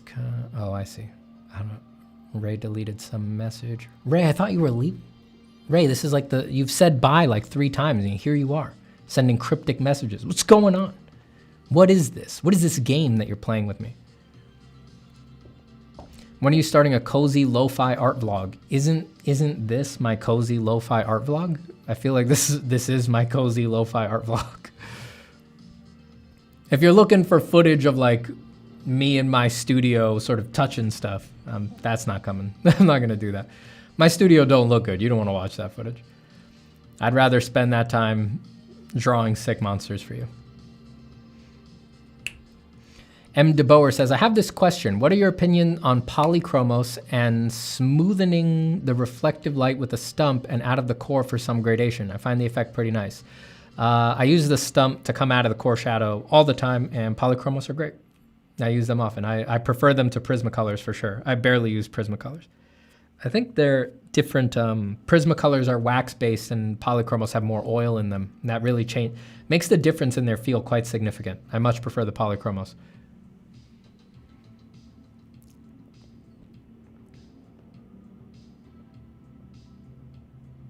Can you operate a forklift? I have some pallets I need to move to the backyard. My God. I can't. Is linear timeline an illusion and all events have already happened, which in a way would mean nothing is happening? The block universe is apparently in contention for being a realistic model of the universe, but who knows? Emma Blomskog says, you mentioned you recognize people on stream since 8 years. Have you been streaming for that long? Where did you start? I started I think in 2015. It was either 2015 or 2016. Technically, I did streams before that. Because I did a couple with Ahmed on his channel before I ever did anything on my own. So that would have been earlier, maybe 2014-ish, possibly. And way before streaming was like really functional enough to be popular. So we're talking pre-Twitch, pre-Beam, pre-everything. I did a couple streams back in college, probably pre-2012, probably 2011, 2010, something like that. I did a couple streams using a desktop app that I forget the name of, live stream. Just some of you might know. It had like a red recording circle as an icon. I think you would stream to just their own website, the same company that ran the app. I forget now. What the hell was it called? But yeah, I did a couple test streams using that ancient system, and that was I would have kept going. It's just that my computer setup at the time wasn't good enough to do it smoothly. If it was, who knows? I probably would have streamed more often. Just the graphics card that I had and my internet, it just wasn't a smooth experience, but like made my computer too laggy. So I've been doing it. I've tried it off and on for years and years and years.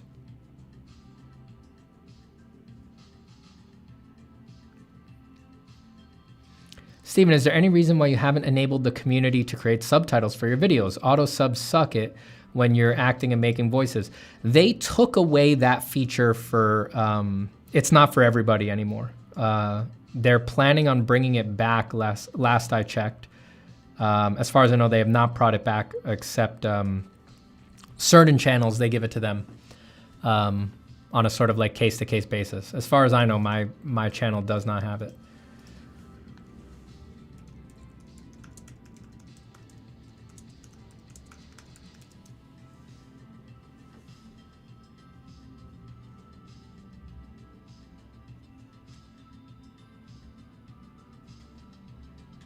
Yeah, they removed it last year. Quick search, looks like they have not added it back yet. But it's coming. They say they're bringing it back. They say there will be a replacement for community captions, but yeah, they took that away from YouTube channels.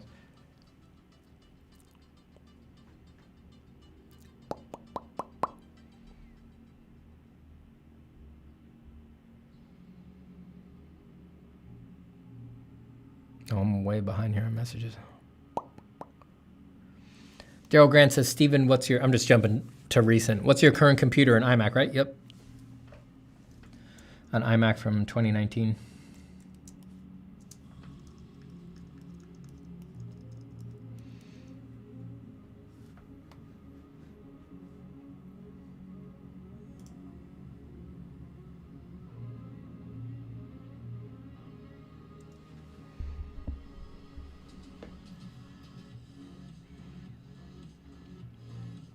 Do you think making your studio visually pleasant would improve your productivity?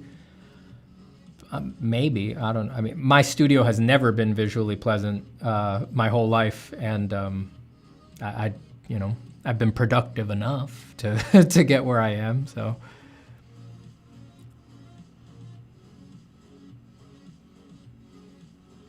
Did you gain new audience when you started speaking out about AI? Some, just from, I think, the reach that main video that I made got. I wouldn't say it was like a different type of audience or anything. It didn't like transform my audience as happens sometimes with stuff like that, which, whew, thank God. Yeah, it did give me a boost of just like exposure, but it seems that it just pulled in the same kind of people that I was pulling in on my own anyway. It seemed people subscribed and stuck around for the sort of broader mental struggles of the art journey discussion.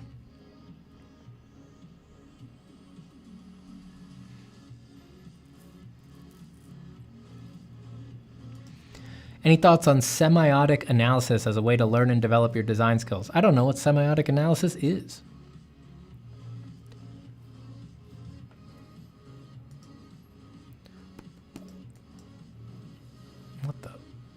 Sorry, my chat's messed up.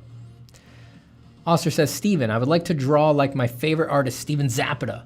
I've asked him how in a stream, but he just said, can you please stop tagging me? Any advice? I have none. I have none. How could you ever draw like me? How? How could you do it? Look, I know it may seem when you're starting out or you're moving up, like, it may seem like you want to draw like me or like any other artist, but you don't. You want to draw like you. That's what you really want, deep down. Take what you can from my look, from my incredible depth of knowledge, but always prioritize yourself and the things that you want in your art, how you want your art to feel, what you want it to do for you, how fun you want it to be, what you want to achieve with it. It's easy. It may sound like I'm brushing it off, but I'm really not, because it's unbelievably important to get used to prioritizing what you want out of art, because amazingly, it's very easy, scary easy, like frighteningly easy to lose sight of it completely and to spend years just wasting your time and doing things that you'll regret in the long run and not focusing on the things that you should focus on. And that happens suddenly, very suddenly in art. So you draw like you, boy. You draw like you.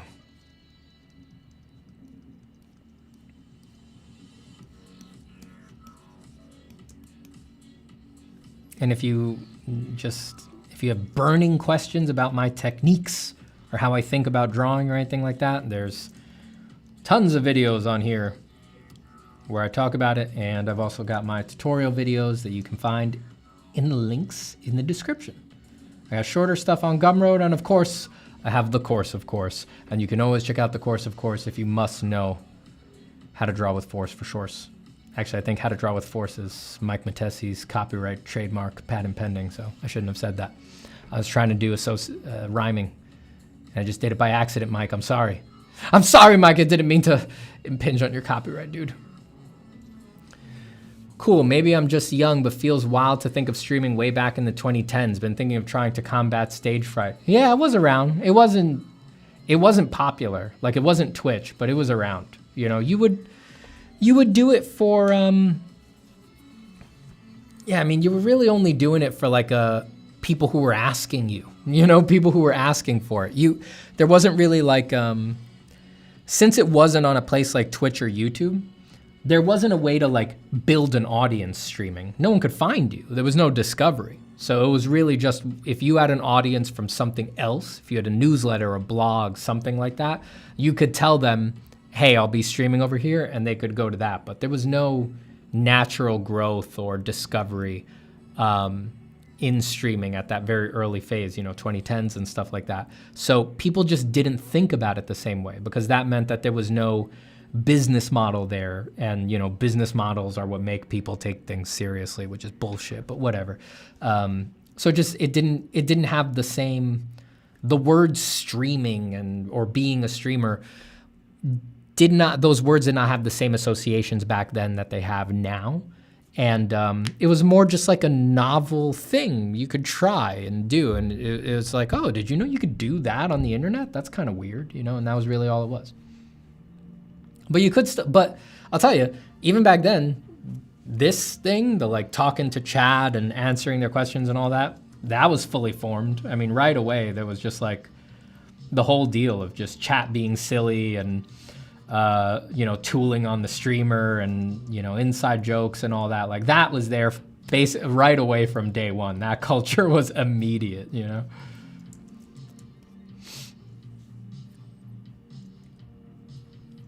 Have you ever thought of drawing as being like an RPG when it comes to learning all the variety of skills and knowledge? Yeah, I have. I mean, that's a pretty... That kind of thinking goes around a lot, but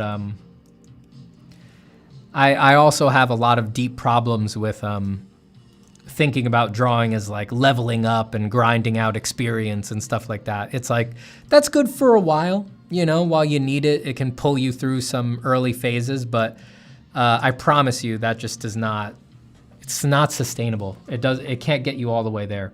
At a certain point, you gotta kind of reckon with the fact that, you're drawing for bigger reasons than that. And it's a really hard thing to do just for the sheer sake of grinding experience,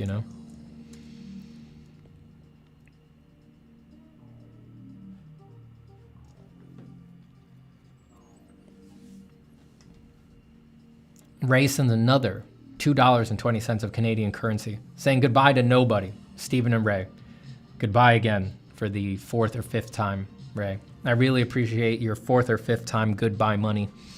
And goodbye to nobody. Does anybody know what Ray's talking about? Does anybody have any idea? Don't wave goodbye to him. He's not leaving. Can't you see he's fooling you all? He's not going anywhere. He's said goodbye so many times. Ray's not leaving. He's still gonna be in here. You fools, you fools. Steven, any recommendations for paper sketchbooks for dip pens? Regular printer paper bleeds quite a bit. The Moleskine sketchbooks hold up pretty well.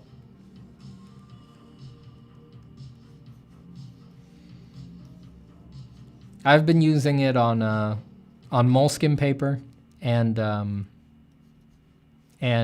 my usual drawing paper, Strathmore 400 Series Bristol Paper Smooth.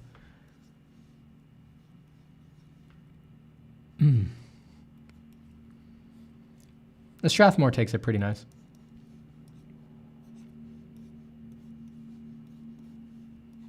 I think that's generally the kind of stuff things get inked on. Anyway, but you know, when you go to the art store, just look for any paper that in the description it says excellent for finished ink drawings. That should hold up. Should be good enough.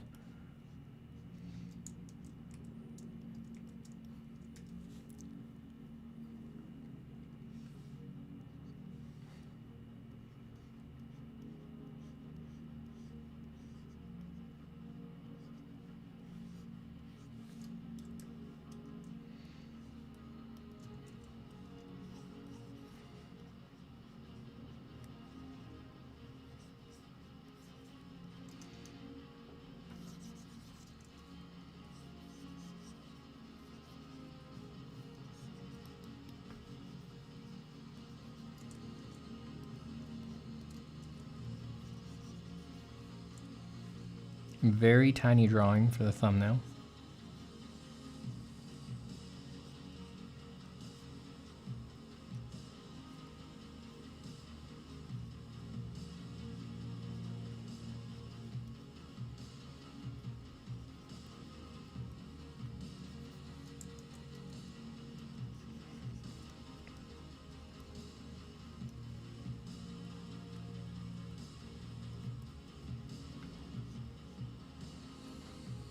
Any thoughts on art creation paper? I am not familiar with it. Is that a brand or a particular kind of paper from another brand?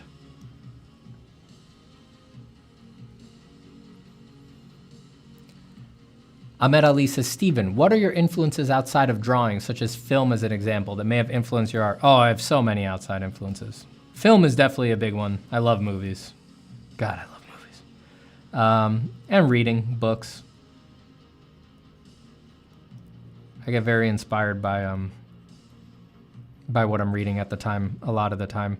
It doesn't, weirdly enough, it doesn't often inspire me to like illustrate the book that I'm reading. You know, the inspiration is not like a direct thing where I want to do like a scene from that book or something like that, though sometimes I do. But I just get super inspired by the artistry of a good book and like the dedication that the authors need to have and like the cohesion of the world, and it just makes me draw. It always makes me draw a lot. For my art,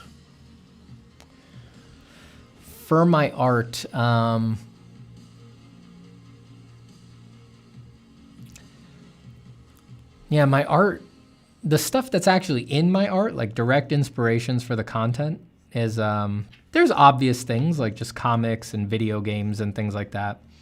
I'm definitely just inspired by the history of entertainment design. You know, I'm clearly a nerd if you look at the content, you know, creepy stuff. I'm very inspired by spooky Halloween shit, as my wife and I like to call it.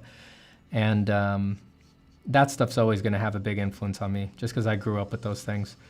But other stuff too, you know, I was raised in a very Catholic family, so I got I've been exposed to a lot of religious imagery and religious history and things like that. And that has always had a big, big influence on me. I'm a big fan of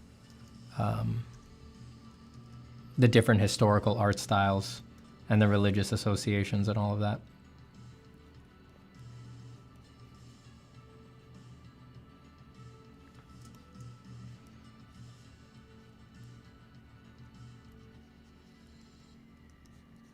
And the particular way that most of my drawing practice definitely draws a lineage, like is directly influenced by the working styles of the Renaissance, you know, a lot of imagination work, but still going for a kind of idealized realism and dynamism and aggressive anatomy and form and things like that. Think Michelangelo. And it'd be difficult to separate the nature of that drawing style from the religious influences as well. You know, I think that they're intimately linked. I think that any separation you would draw there is kind of artificial at its core. So I think even through that, just my interest in Renaissance era drawing, it'd be hard to pull out those influences.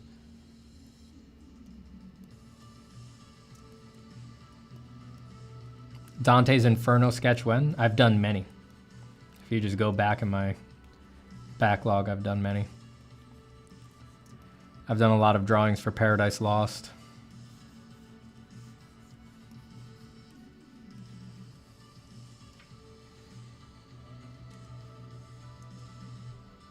Hey Stephen, if we like a particular sketch, how can we obtain them? I do not currently sell my drawings. I really appreciate the sentiment though. There's a few prints that I have available. If you search Steven Zapata prints, my imprint shop will pop right up. That has a bunch of my finished pencil drawings on there. You can get them on prints there. Yeah, if you just search Steven Zapata prints on Google, you'll get my imprint store, which is imprint.com/Steven Sketches. And you got a selection of a few there, like 15 or so. You can get some prints there. But originals and all that, I hold on to all of those these days.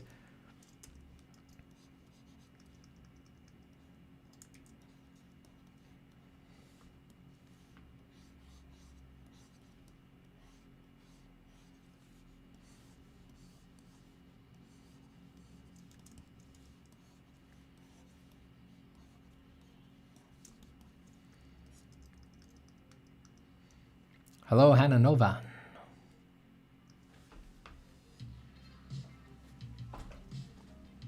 I hope my dog's doing okay. I'm really pushing her afternoon walk. I hope she has not taken it upon herself to shit in this house.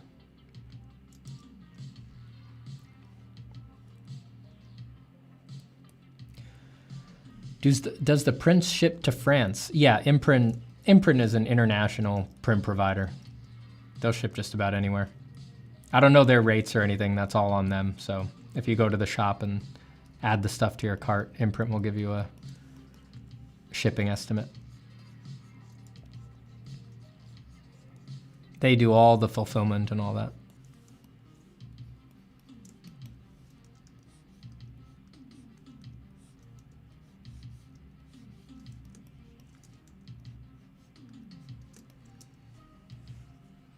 The song, this is Yellow, Y-H-E-L-O by Low 5. Low 5. That's Yellow, W-H-E-L-L-O. And yes, it is one of the songs in the course ads. Good stuff.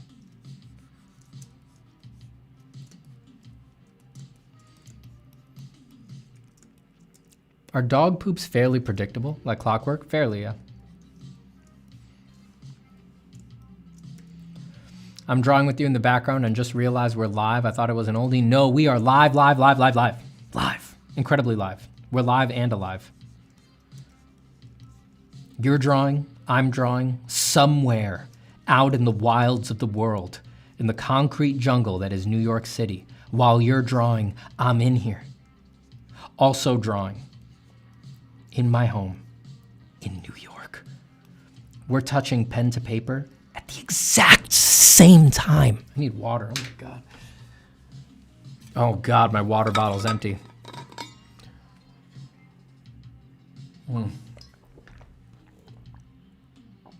Oh, last few drops in this stream desert.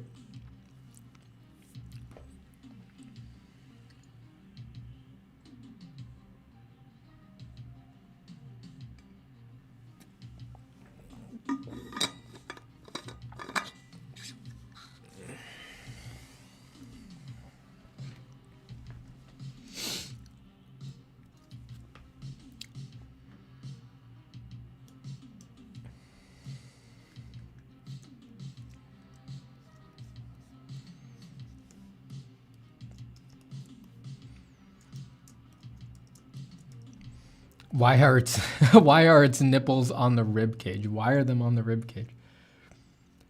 Look, we don't know what kind of a being this skeleton is. Some beings, they have nipples on their ribs. And you're just going to have to learn how to understand that. It's not on them. They don't need to explain themselves to you. You're going to have to figure this out on your own.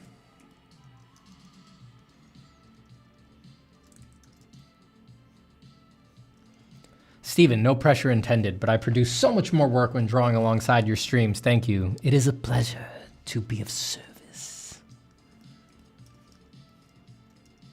This one is honored.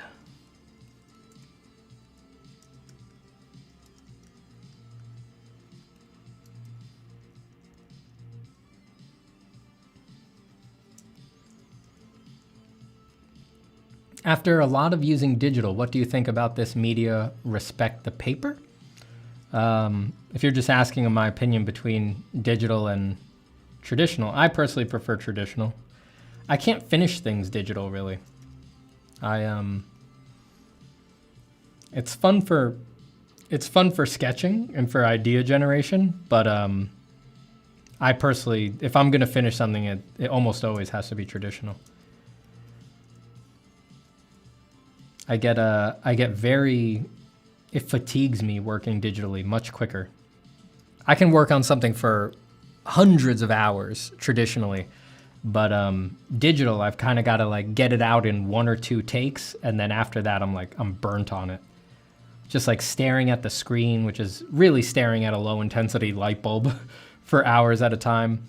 The lack of tactile feeling, and even just mechanically for executing the finish, the glassy surface and just like not having the like psychedelically accurate and information-filled response of a paper against pencil or some other traditional media against paper makes it very difficult to resolve things. I rely so much on the bite of the paper to help me resolve things. It makes me feel like I'm on it, like I'm there,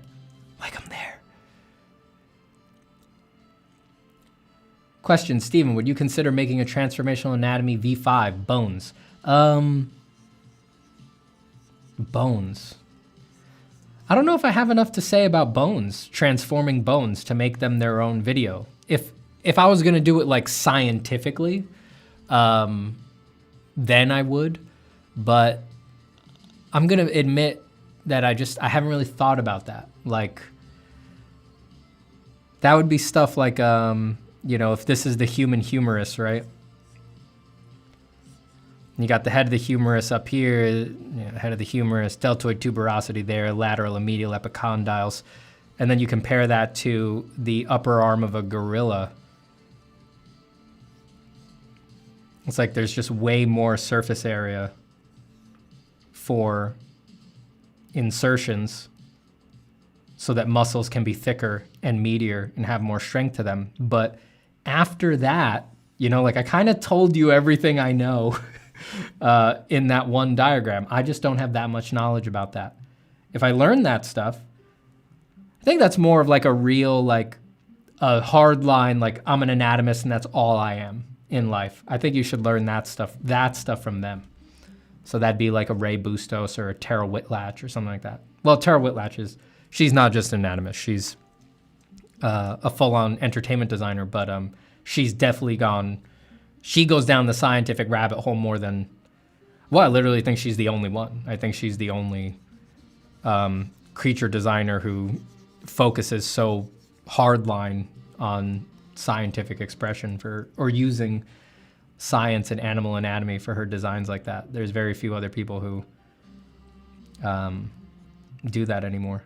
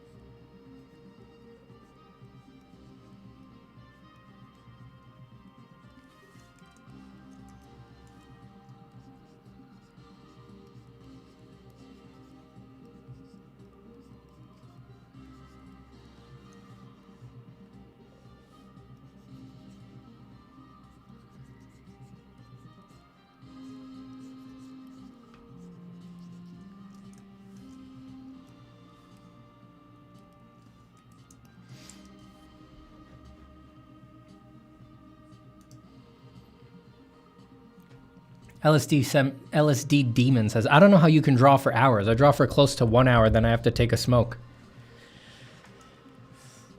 I don't know what to tell you. I mean, I've just built up incredible endurance and stamina through years and years of habituation. You know what's crazy? I mean, you guys probably never even think about this, but do you know what I did right before I went live? I ran 6 miles. I mean, and I do that before almost every stream. Like, you guys get me tired. This is me tired. You ever think about that? You guys have no idea what the fuck you're dealing with. You couldn't handle me at full power. I'll tell you that. You couldn't handle me.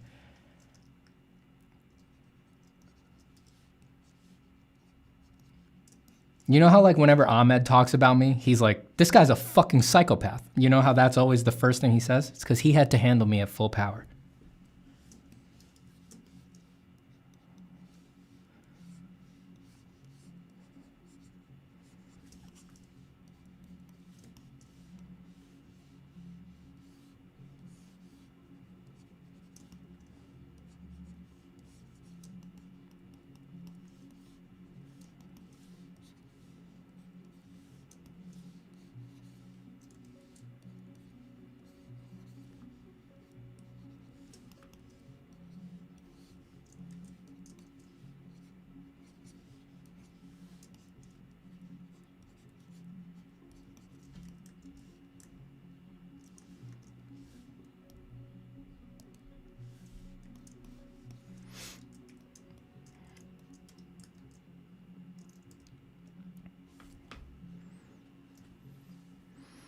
Emma says, oh yeah, I liked your stream with Joe. Would be nice if he joined more in the future. Yeah, I think it would be nice too.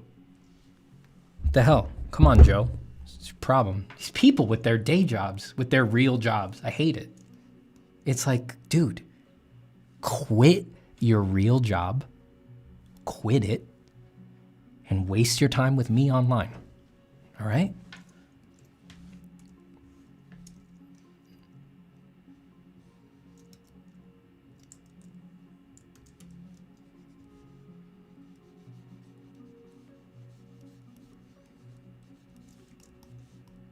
People just, they take their real jobs so seriously, you know?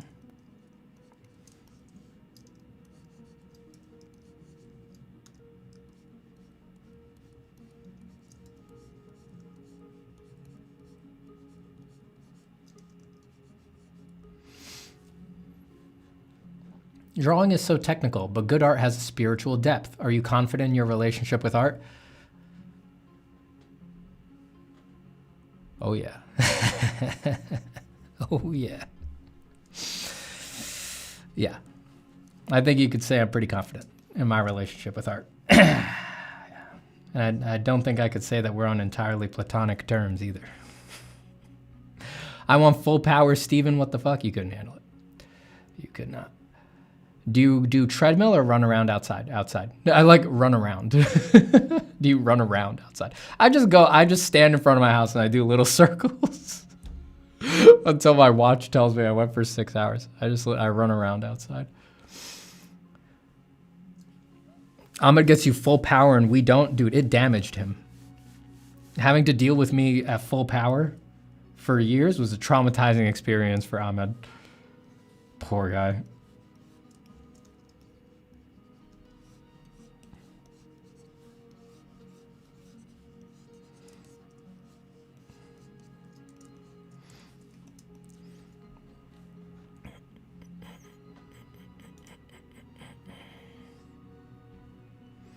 You relaxing running? Yeah, I do running because it just makes me feel good, yeah. It's a very relaxing activity. You get to see things, get to explore. I like running. Uh-oh. Can you hear her little pitter-patter? She's getting pissed. Yeah, she's staring at me. She's got to go to the bathroom.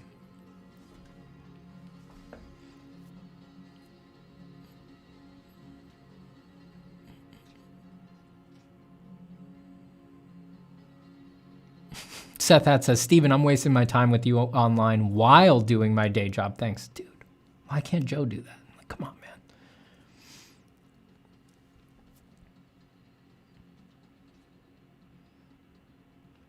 Emma Blomskog says, he is a working artist, right? Joe?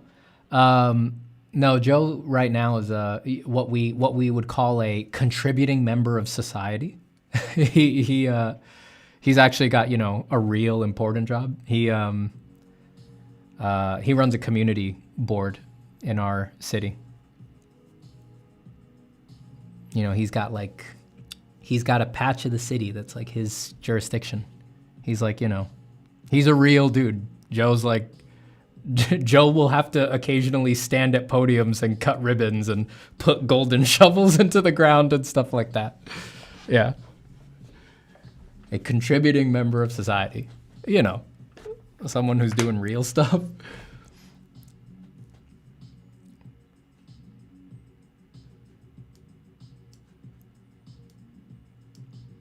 Sometimes Joe will tell me like, man, I want to spend more time making my art, and I'll pat him on the back and I'll be like, this city would crumble without you.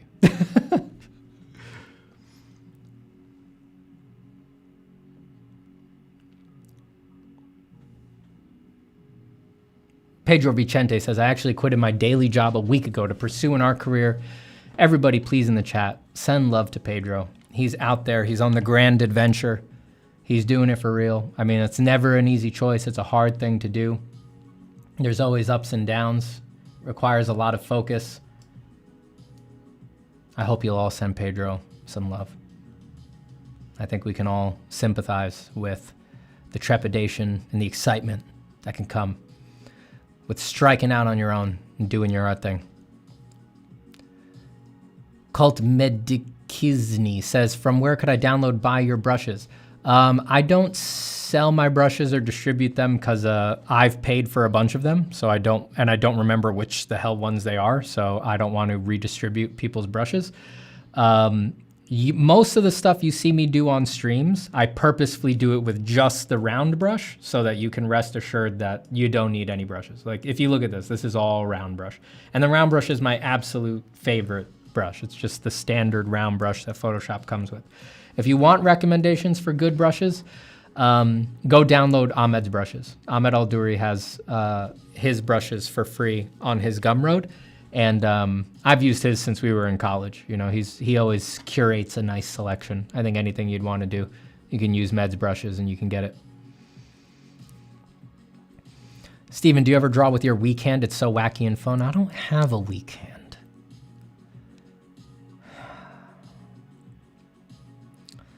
The idea that I would have a weak hand. Come on. They're both equally good.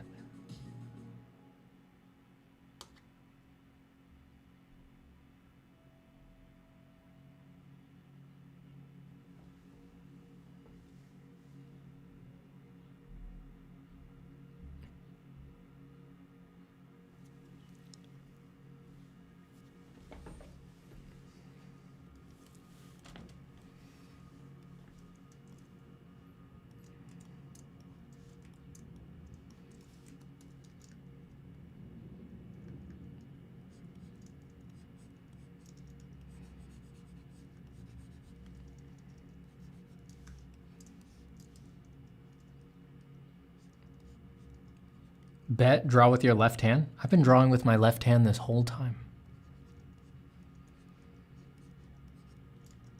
I'm so good and gritty and dedicated, I didn't even think it was worth mentioning. Not even a flex for me.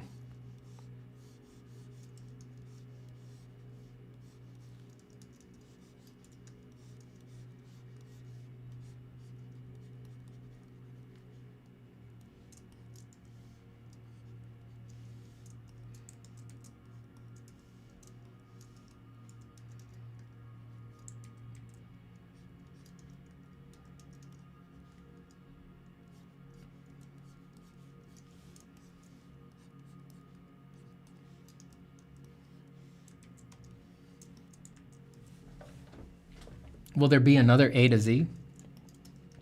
I thought I made very clear in the first and only episode of A to Z that it was the first and only episode of A to Z. I thought I made that very clear. Cyber Demon 1542 with 25 RON. Thank you so much, Cyber Demon. Thank you so much. What news on the 3D front? I make props and hard surface, especially guns. I think I still have a year of work left. It feels like the end is near. Yeah, I'm not going to lie and pretend that I have an answer about what's going on or if the end is near or anything like that. I do think that these are tumultuous times. I think everybody's doing a crazy amount of fortune telling and just making shit up. I think the only honest position you could take is that it's an uncertain time. I think certainty in either direction is a little bit absurd, which it always is, actually. But my gut tells me, yeah, you've definitely got a year of work left, I would say so. Especially, I do think that 3D, I could be wrong because all of this has been surprising for everybody with the AI stuff, but I do think 3D is, it's gonna take a bit longer for models to catch up for 3D because a lot of the 3D job is technical stuff. You know, doing topology, making models work for the kinds of animation that the model needs to be rigged for, things like that. And all of those things are gated behind the real model, not a picture of the model, not looking around the viewport, not a render. They're gated behind the actual model, the Blender file, the ZBrush file, the Modo file, whatever it is. All that information is gated behind not just the image that you see, but all of the other information that is built into a 3D model that is the deeper, higher dimensional level of the model that you create. And that stuff, from what I've seen, the current 3D generative AI models that are being produced do not have access to that yet. They're all being made in a sort of photogrammetry capacity by looking at turnarounds and renders of 3D models. They don't know what the topology of a model is or any of its other deeper aspects. So the thing is that you could give them that. You could train a generative AI model with that, but those files are rare to come across and they're usually behind paywalls or something like that. So there's more hurdles for a generative AI model to gain access to those deeper levels that 3D models have. Like I said, you clearly could, right? You just need to give them those models, but it's just it has different requirements, different legal considerations. Like, you could train it off, you could do photogrammetry of 3D models by sort of looking around like TurboSquid's website and sort of just looking at their free previews of their models. Obviously, I don't think that's a good idea. You've all heard my problems with just scraping things offline, but if we take the position that the AI companies use currently, they could just do a photogrammetry style of AI training by looking at the turnarounds as they rotate the model around, but that's not the model, and that's not the other information that's in the model, and they couldn't scrape that stuff because they would need to pay to get through the paywall and download the model, which they don't do for any training so far as I know. How could they? But that could change. That could change. Or TurboSquid could be a bunch of assholes. They're the ones who have the models, and they could be like, well, you know, because it wasn't in our terms of service, we're just going to do it. You know, we have all your models on our servers, and we're just going to train an AI off of them. Gotta make sure they don't do that. Holy crap.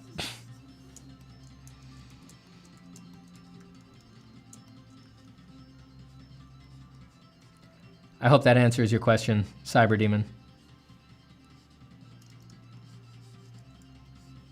I know that was a lot of sort of just kind of talking around and prevaricating a bit, but it's a very, you know, I don't think there's any certain answers to any of that stuff right now, and I would be cautious about anyone who's pretending to give you certain answers.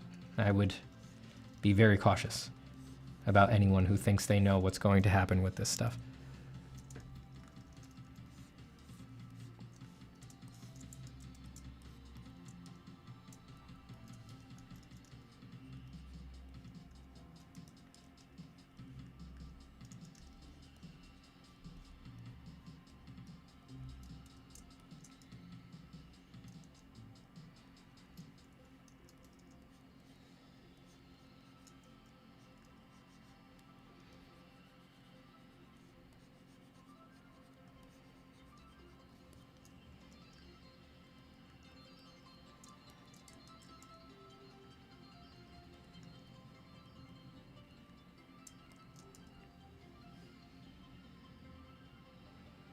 Thanks, Bucci Black.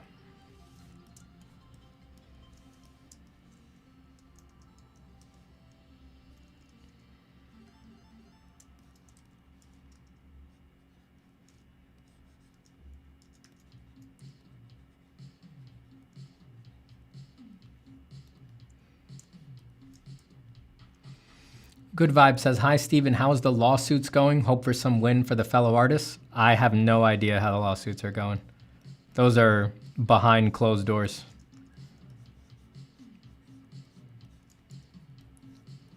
I got no damn clue. I'll find out when you guys find out. If my understanding is correct, the lawsuits would currently be in discovery, which is a legal process that the courts and the defendants and the plaintiffs do behind closed doors, where they sort of lay the groundwork for how they're going to do the case, and they share evidence with each other. And there's legal restrictions on discovery, like people can't destroy evidence and things like that. But all of that, as far as I know, is opaque. That's just between them, and it would be revealed to us if the case goes to court. So I do not know.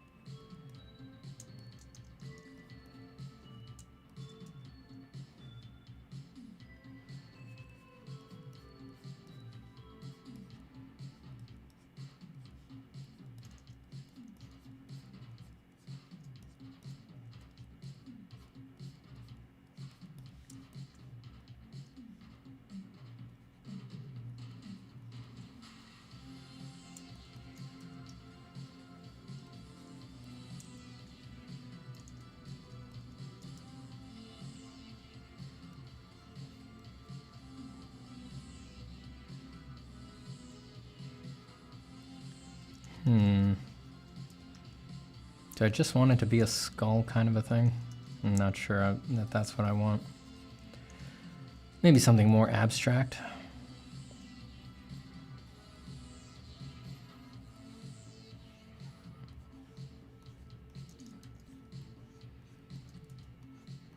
Maybe just a dome.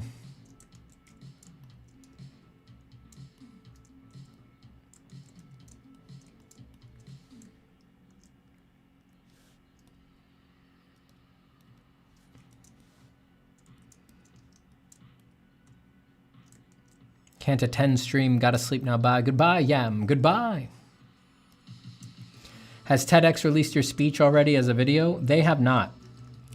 It's taken them a while to edit it, but The group that actually held the event has no control over it as far as I know. It's just it's the TED organization who does the edit and releases it. I actually pinged them about it just the other day, asking if they had any updates, but I have not heard back yet.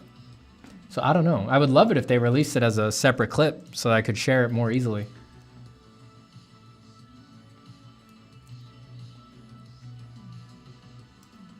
I'm just checking my email on that, just to confirm that they have indeed not gotten back to me yet. Yeah, no, they haven't gotten back to me yet. I think they must be having some delays with editing, I think.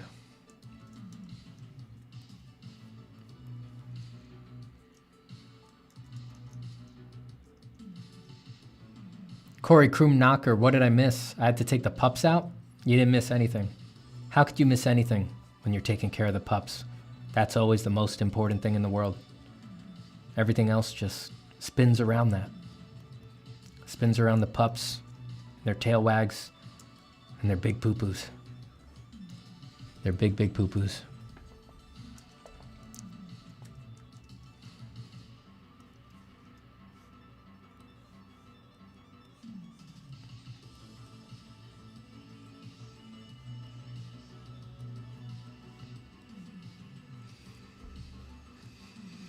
Would be great if you share the name of your music in the streams. If you go to epidemicsound.com, that's epidemicsound.com. This is the Retro Wave Essentials playlist.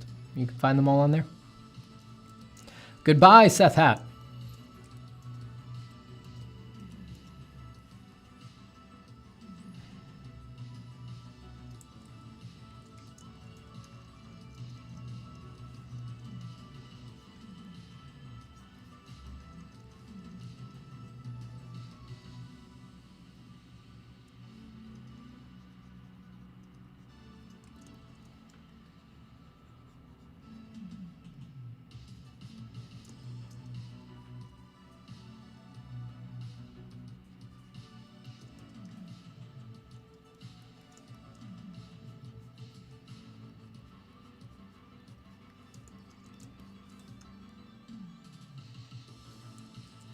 Dang.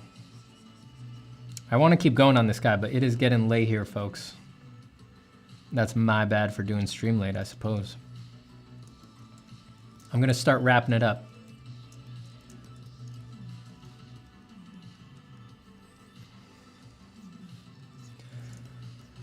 Because it's 420 Blaze It, and I have put off the dog's walk for long enough, and then I have to cook. It's time to cook. What is it tonight? Anybody's guess. Actually, not anybody's guess. I know it's going to be some sort of broccoli-based dish because the broccoli's going off. So the broccoli's on the chopping block. Maybe we'll get a little bit of peanut butter, soy sauce, sesame oil, garlic, ginger. Stir them all up together. Put the broccoli, red peppers, maybe a little onion. Saute them, put some rice in a saucepan. Get the rice going. Cut up some green onions, chop, chop, chop, chop, chop. Sesame seeds sprinkled on top right at the end. Boom. Stir fry, that simple, that easy. Who knows, maybe if I dig through the freezer, I can find some snap peas. Damn, that'd really set things off.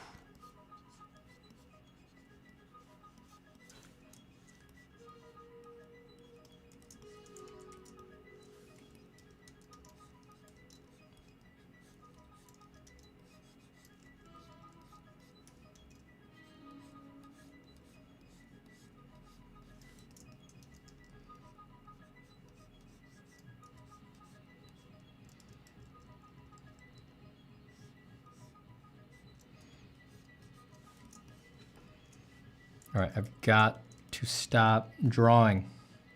I must.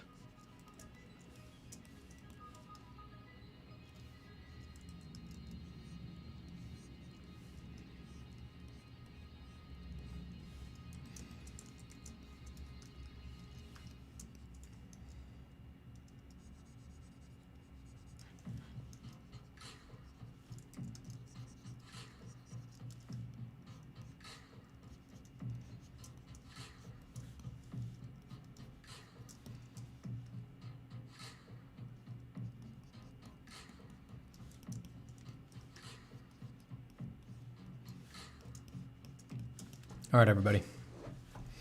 Is this in the same document as everything else? Yes. Yes. I like to save my PSDs that have all these pages saved. I like to save them ugly like this, overlapping, so that when I preview the PSD, it advertises to me that there's multiple pages in the PSD. Otherwise, if there's just one drawing, I never remember. I just think there's only one layer on it. So I save them ugly like this so that I can see that there's multiple layers. You need to stop, Stephen, before it's too late.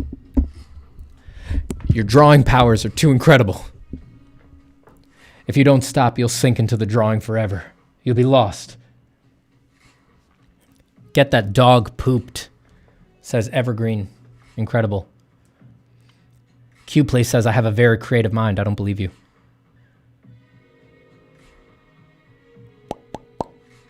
Keith Peterson says, I will sharpen your knives for a 30-second sketch. That's far too much on sale. Far too much on sale. Singing stream with Marshall Van Druff when? Man, I bet Marshall would love that. He's always looking for an excuse to sing. Me too.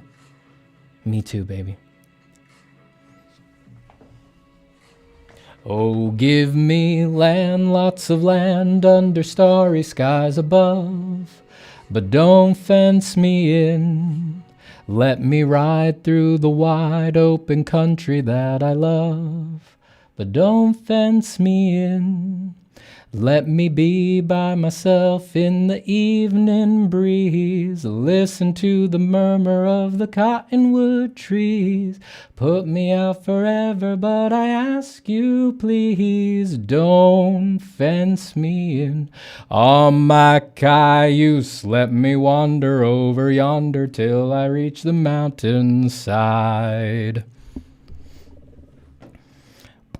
Goodbye, dear friends, goodbye. I will sketch for 30 hours if you sharpen my pencils. No way, Moyle. All right, everybody. It's time to go. It really is. It really is. Steven, do you play Magic the Gathering? I do not. I've had a lot of friends who do, but I've never actually tried it myself.